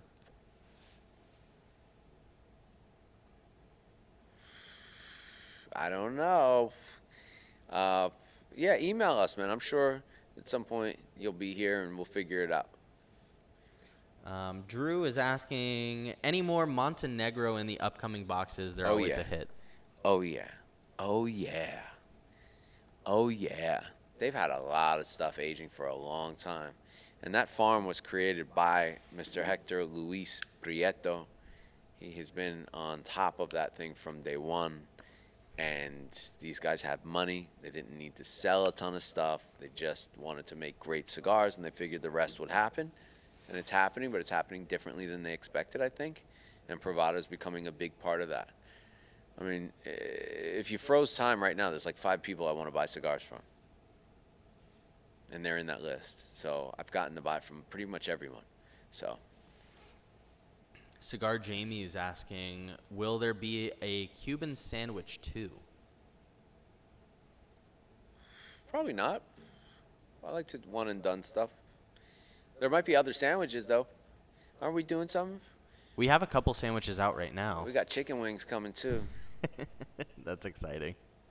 Chicken wing, bitches and bologna, chilling with my homie. You ever hear that? Oh, yeah. That shit is Oh, crazy. That hits. Do you think we should intro the next live stream with that? No, because it'll get flagged. Oh, but okay. Yeah, it'll get flagged. that shit, it slaps, as they say.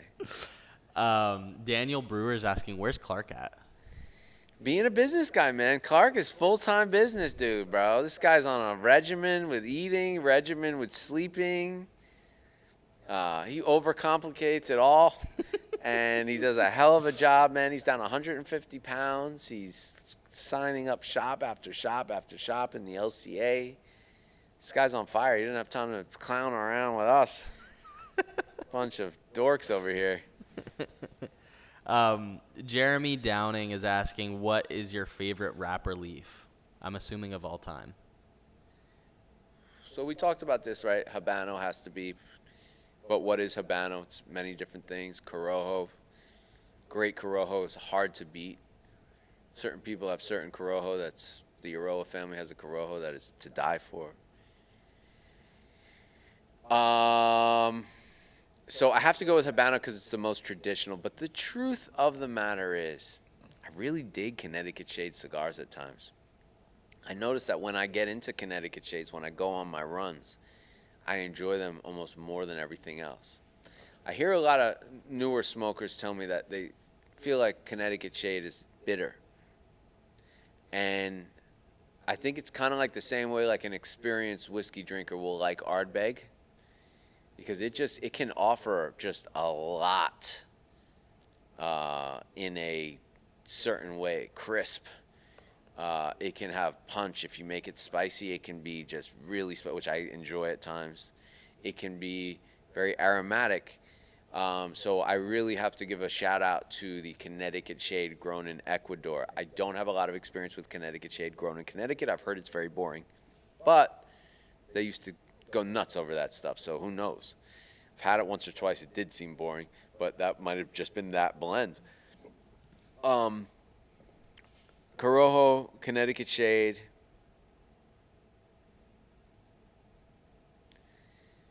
Yeah, I don't think they were privy to enough information to really like answer that flat out.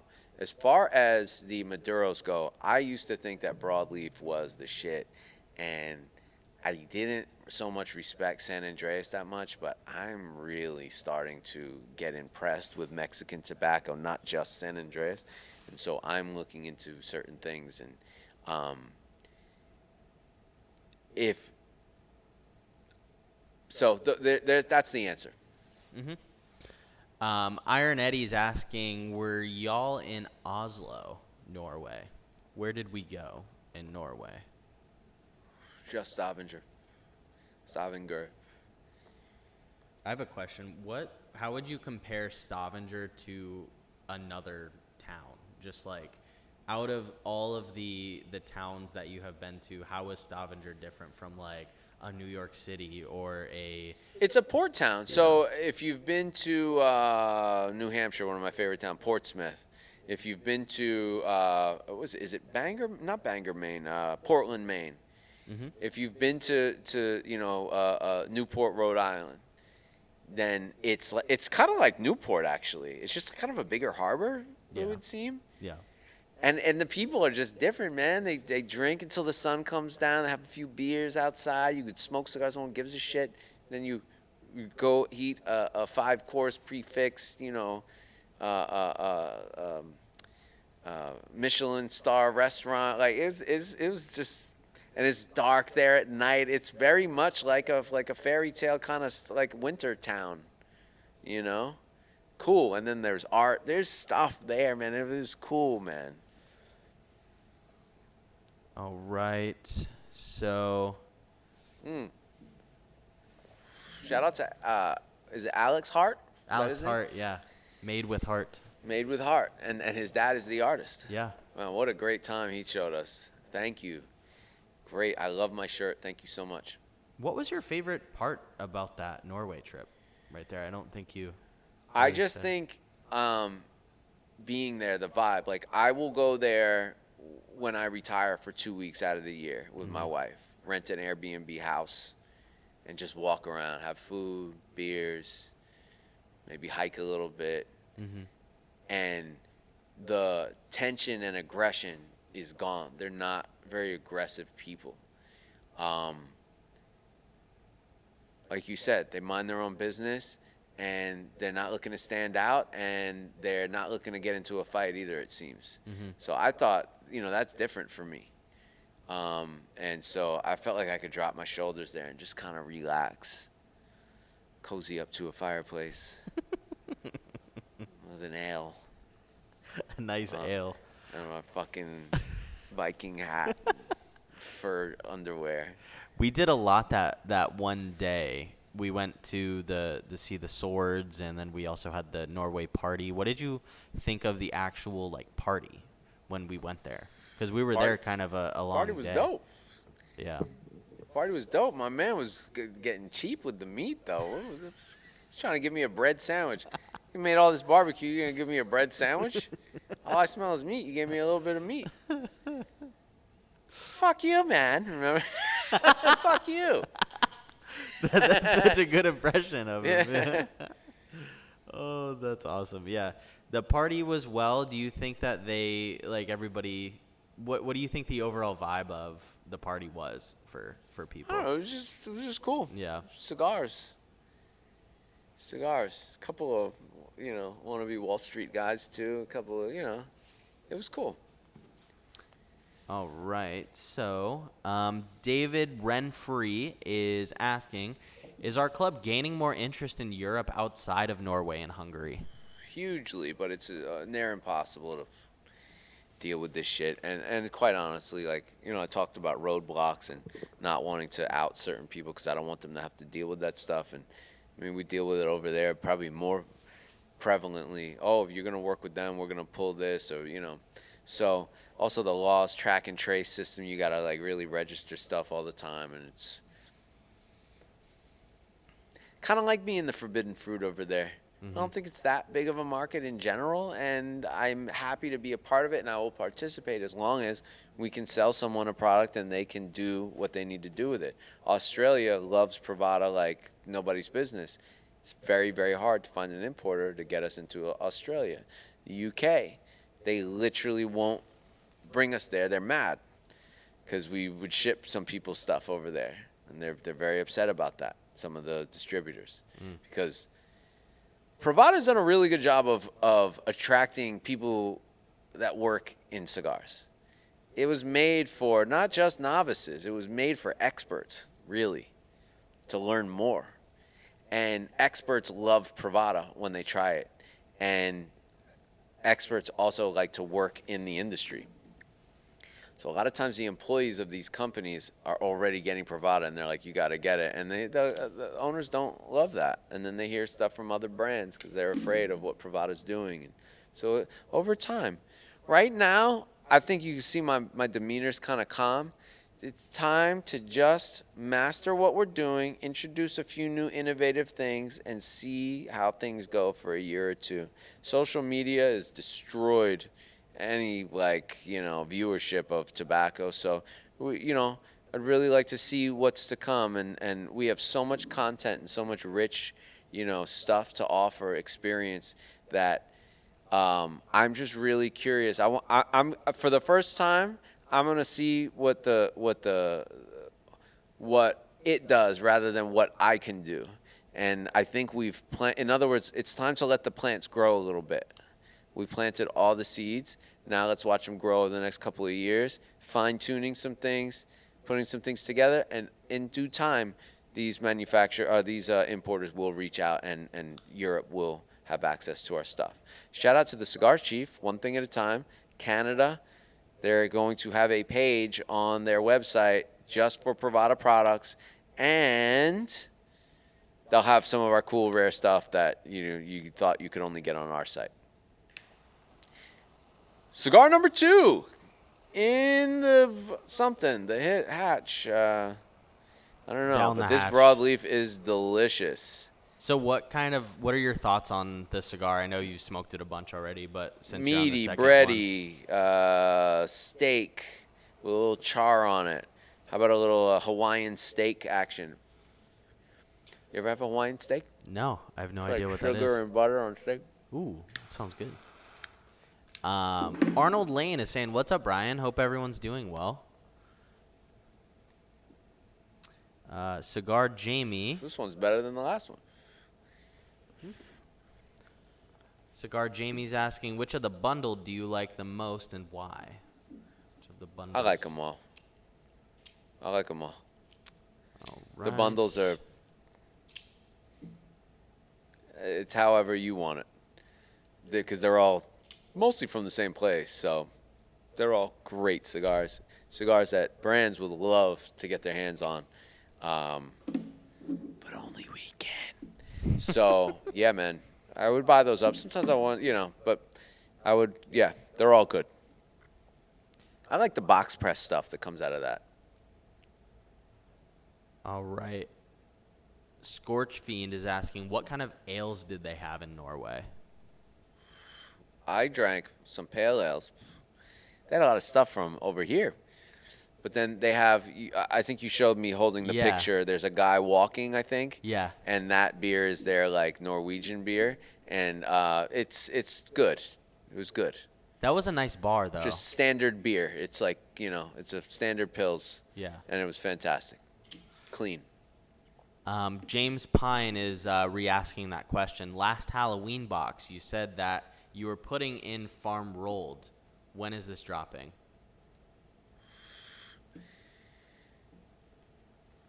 I still don't. I'm sorry, James. I love you. Email me, and I Last will get back Halloween to you box. on that. I think he means, I said I couldn't sell it with the bands on, so I was putting it in farm rolled, and some of that already happened. Okay, Yeah, I see. so All right. that I think that already happened. I think that's what you're asking. And James Williams says he answered your question. So we also have, is there a story to the free shipping cigars? Got a couple in the Humidor now, just curious. Yes, but I can't talk about it on camera. So you can email me, and I think you can figure it out by looking at it. All right. And William is asking, Brian, can we get the Pravada coffees shipped with our Canadian monthly box? I'd love some of it. Really? Be interested in bringing coffee up there? That's interesting. A lot of interesting stuff going on here. Yeah, maybe.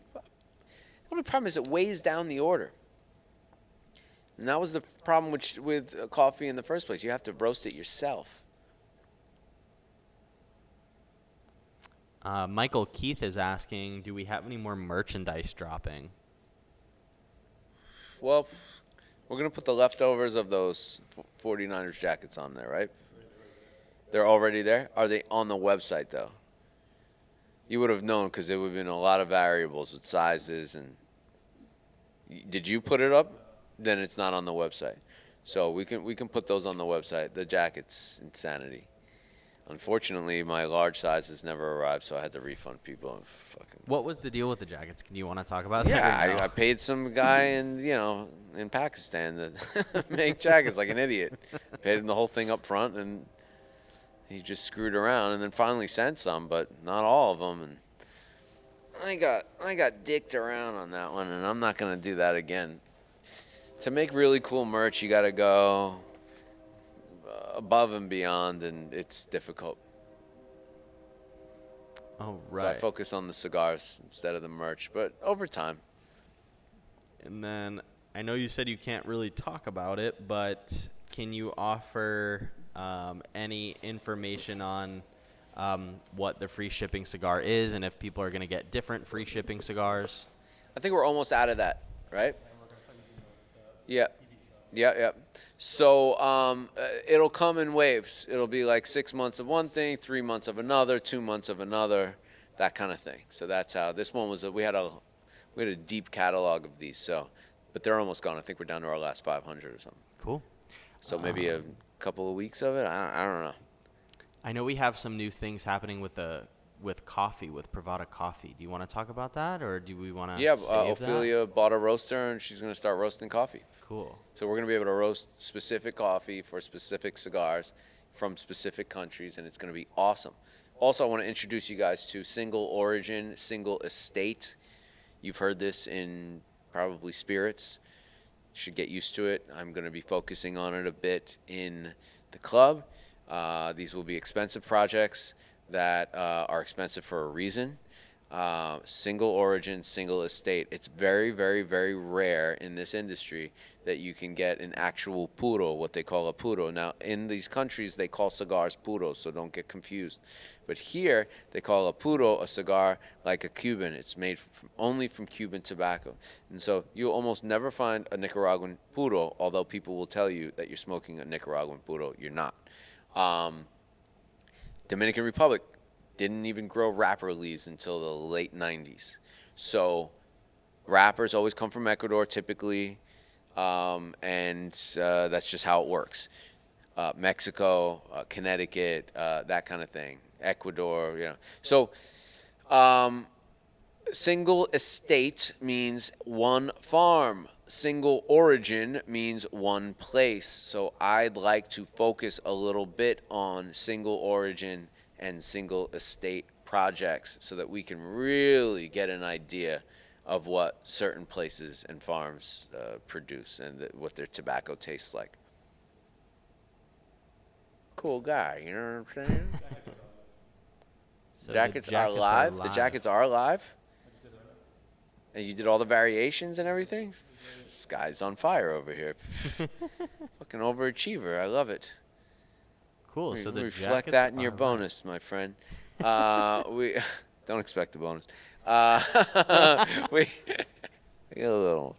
No, but we got to get the next cigar up. The Budapest. The Budapest. Privada Fest Budapest, baby. Out of the three, which Privada Budapest. really that was your favorite? Yeah. Okay. Yeah, but Berlin. This is really good too, man. Yeah. All three of them, I have to say. I picked them for a reason. I went there to impress people. Yeah. I got one cigar to impress you. I know what I'm going to bring. I think about what it's like there, even though I don't know what the fuck I'm talking about. But I know that Norway's a little cooler. This is a great cool weather cigar. We're smoking it in the summer, but whatever. I know broadleaf is good for that. I knew that this Habano, that special cigar, would be great in Budapest. I looked at the weather. I knew that Berlin needed to be dark because they're into like weird, sick shit. And it's a gray, miserable fucking place, and it had to be dark, and so that's where I went with those things. Do you think now that you've visited those places, do you think the cigar tastes differently in the psyche, or do you have like some sort of connection to it now that you didn't before? Not really. It tastes different every time you smoke it in every different place. I happen to be right about all three of those cigars smoking well in those conditions that we were going to be smoking them in.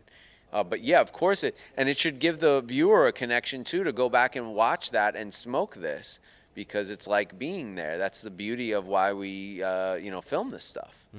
So yeah, this broadleaf will probably forever remind me of Norway. All right, so we have a question. Can you collaborate with the cigar smoker YouTuber Dry Creek Wrangler School? I reached out to him to send him some cigars about a year ago when he was going viral, but he probably had a lot on his plate, and he's been on some pretty high level stuff, so I guess not. I guess he's not going to answer. I don't know. I don't really have a direct connection to the guy. Cool dude though. I like it. What cigar culture has to take whatever it can get. And if you can get someone that can go viral like that and put a positive spin on cigars, got to take that. So I look for that kind of thing as it's happening, and I try to support that and get Pravada involved in that, because that's what Pravada is all about, bringing something new and cool to cigar culture that was looking really fucking lame for a while.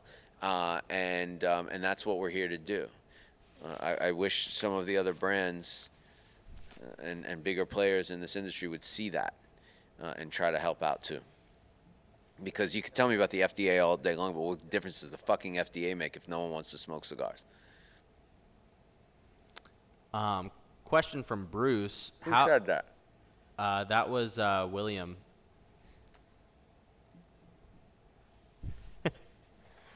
Keep rolling. We're live. So approximately how many coolers do you have working? Well, they all work. How many are in use? He means. That's Bruce. 1,100?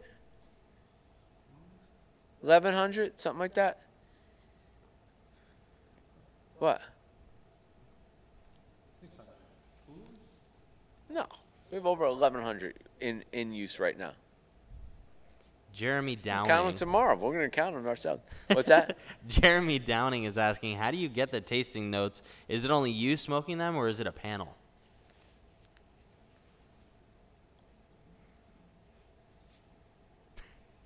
This guy. Hey. He gets bread, white pepper, leather, quick cocoa powder. Smoke is oaky. It's powdery. Not quite creamy, but powdery. That's it. Do you think everybody can have the power to taste the way that you taste, or do you think it's like just a natural thing that some people have, some people don't? I don't think I know that everyone can taste cigars like I do. However, for a lot of people, it would require a complete mental overhaul, which I don't think will happen. Again, I was a singer-songwriter. I had to trust my instinct. You're literally writing like something coming through you. It's not you're necessarily thinking. Maybe Taylor Swift does. Her songs are fucking brilliantly structured and all that. But like most people, when they're doing art, like it's flowing through them. It's not something that you're opening up to that creative, looking for those signals, right? And so when something feels right, you do it. And so I think that people who really enjoy food, foodies, they're tasting that food differently than other people. And if you can do that, you can do it with cigars as well, and you can do it with wine, and you can do it with beer. And if you can do it with anything, you can do it with this too, once you learn how to retrohale and really taste the cigar. But it takes time. Mm-hmm. Cool. Well, the pairing notes, I don't think a lot of other people can do. I do that. Mm-hmm. That flows to me like an idea, like a song. I remember a while ago we did an interview. I can't remember his name, but we mentioned we mentioned that he was you were talking about like a certain type of kit that you could have. You could practice. Nick. You could practice. Yeah, he has a kit. I forget what it's called. Nick, not Nick Malilo. Nick, he's from Tampa. He's Santana's friend. He's a nice guy, really nice guy. But Nick has the cigar flavor tasting game, and it's cool. It works. You're flexing your muscle. You're practicing. You're lifting the weight. You know, constantly smelling things. What is that? Oh, that's lemon. Yeah, you won. Okay. There was another thing you mentioned in that interview too that I found interesting. It was to learn you smoke the same cigar over and over. Yeah, learning to pick up flavors, you should probably smoke the same cigar over and over and over again, because those flavors will start to become clear to you after a while. But you have to retrohale. Some people say to me, well, you're not retrohaling. And I heard someone else say, this guy doesn't even retrohale. You don't have to blow smoke through your nose to retrohale. You just have to open your sinuses, and then you'll be able to smell that smoke, basically. Same way. This is the same thing that happens when you eat food. Do you blow air out of your nose every time you eat food? Not necessarily. So there's that. Question: are there any bourbon liquor clubs like Privada that you recommend? Join Sealback, and it has some of the vibe. No. Not really. Not that I know of. Not that I know of. I wanted to start one, but it's difficult with the mailing and all that stuff.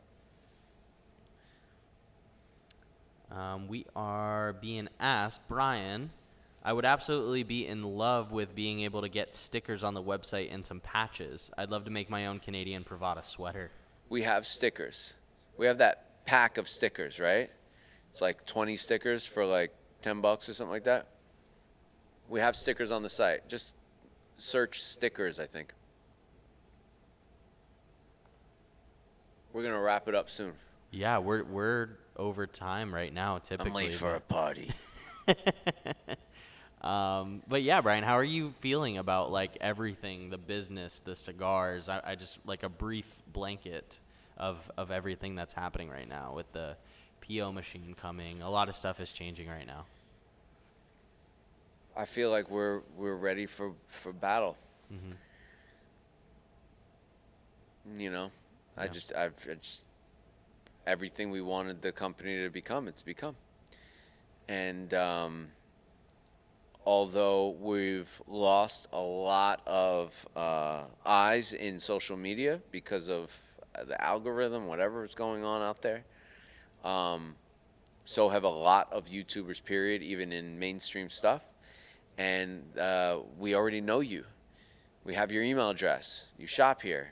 So we built that community together, and we get to keep it now, even though, you know, our traditional methods aren't necessarily the future of what we're going to do. This is the future of what we're going to do. These, not private, but, you know, experiences together online, and we'll let you know through email, not through YouTube necessarily, because a lot of people don't get the video. They don't get the alerts. They don't see the stuff come up. So that sucks, but again, we're in already. We know each other now. So now it's just a matter of, we have this collection to smoke through. Let's enjoy all of these beautifully aged cigars, because this will never happen again. Privada Cigar Club will never happen again. As far as I know, there is no one out there that's willing to put millions of dollars into buying cigars, aging them perfectly, and waiting until each one of those cigars is ripe to put it in a box, put it on your door, or to sell it to you online. It's never happened before, and I don't think it'll happen again.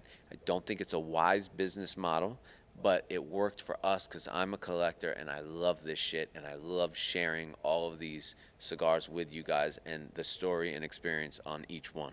So enjoy the next 2 years of really aged stuff, and, you know, hopefully over time we can keep restocking that collection with amazing things, so that as we deplete the collection, we have new batches of things that have been aging again. So, but right now you're getting some seriously aged stuff.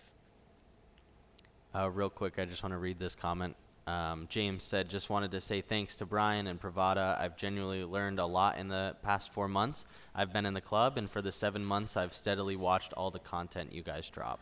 That's awesome, James. That's dream come true for me. I enjoy sharing all this stuff with you. So thank you for participating and being such a great participant. Well, Brian, is there anything else you want to talk about? No, that's it. I'm going to smoke the rest of this thing, though. Trying to think, is there anything, Tristan, is there anything you want to ask? No? Tristan's a website guy right now. He's I'm enjoying this cigar. I hope you guys loved it as much as I did. And remember to check the site either tomorrow or Monday. Probably tomorrow we'll have our do we have pictures of it? The Norwegian? No, the Budapest. Yeah. So August 15th is the Smoke Live. And we'll start promoting this either tomorrow or Monday to get the Budapest cigar so you can watch the episode with us and do this again. One thing I do want to say is that I've had a lot of fun with these, and I hope you guys are too. And I appreciate you guys tuning in and getting the cigar and smoking it with me, because it makes it a communal experience. And again, that's another thing that I don't think you can really find in other places. And I think it's the future of cigars. So thank you for being a part of this with us. Hashtag we are Pravada. Hashtag we are family. Hashtag we are the industry. Peace. You can take me out with some rock and roll.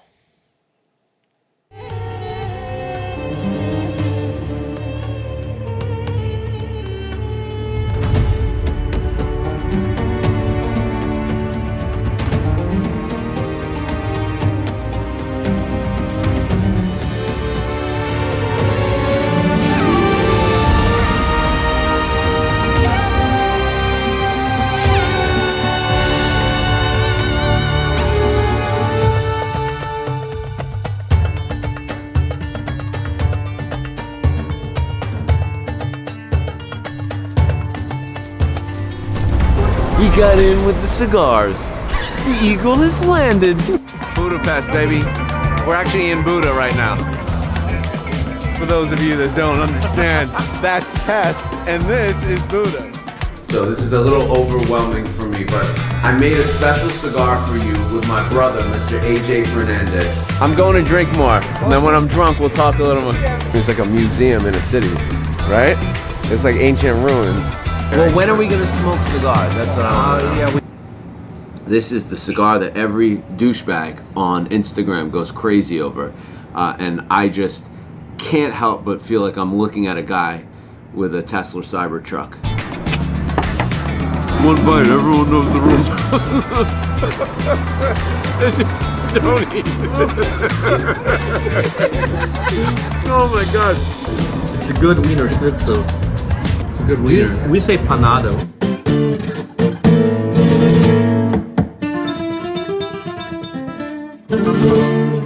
I don't think words can really describe this.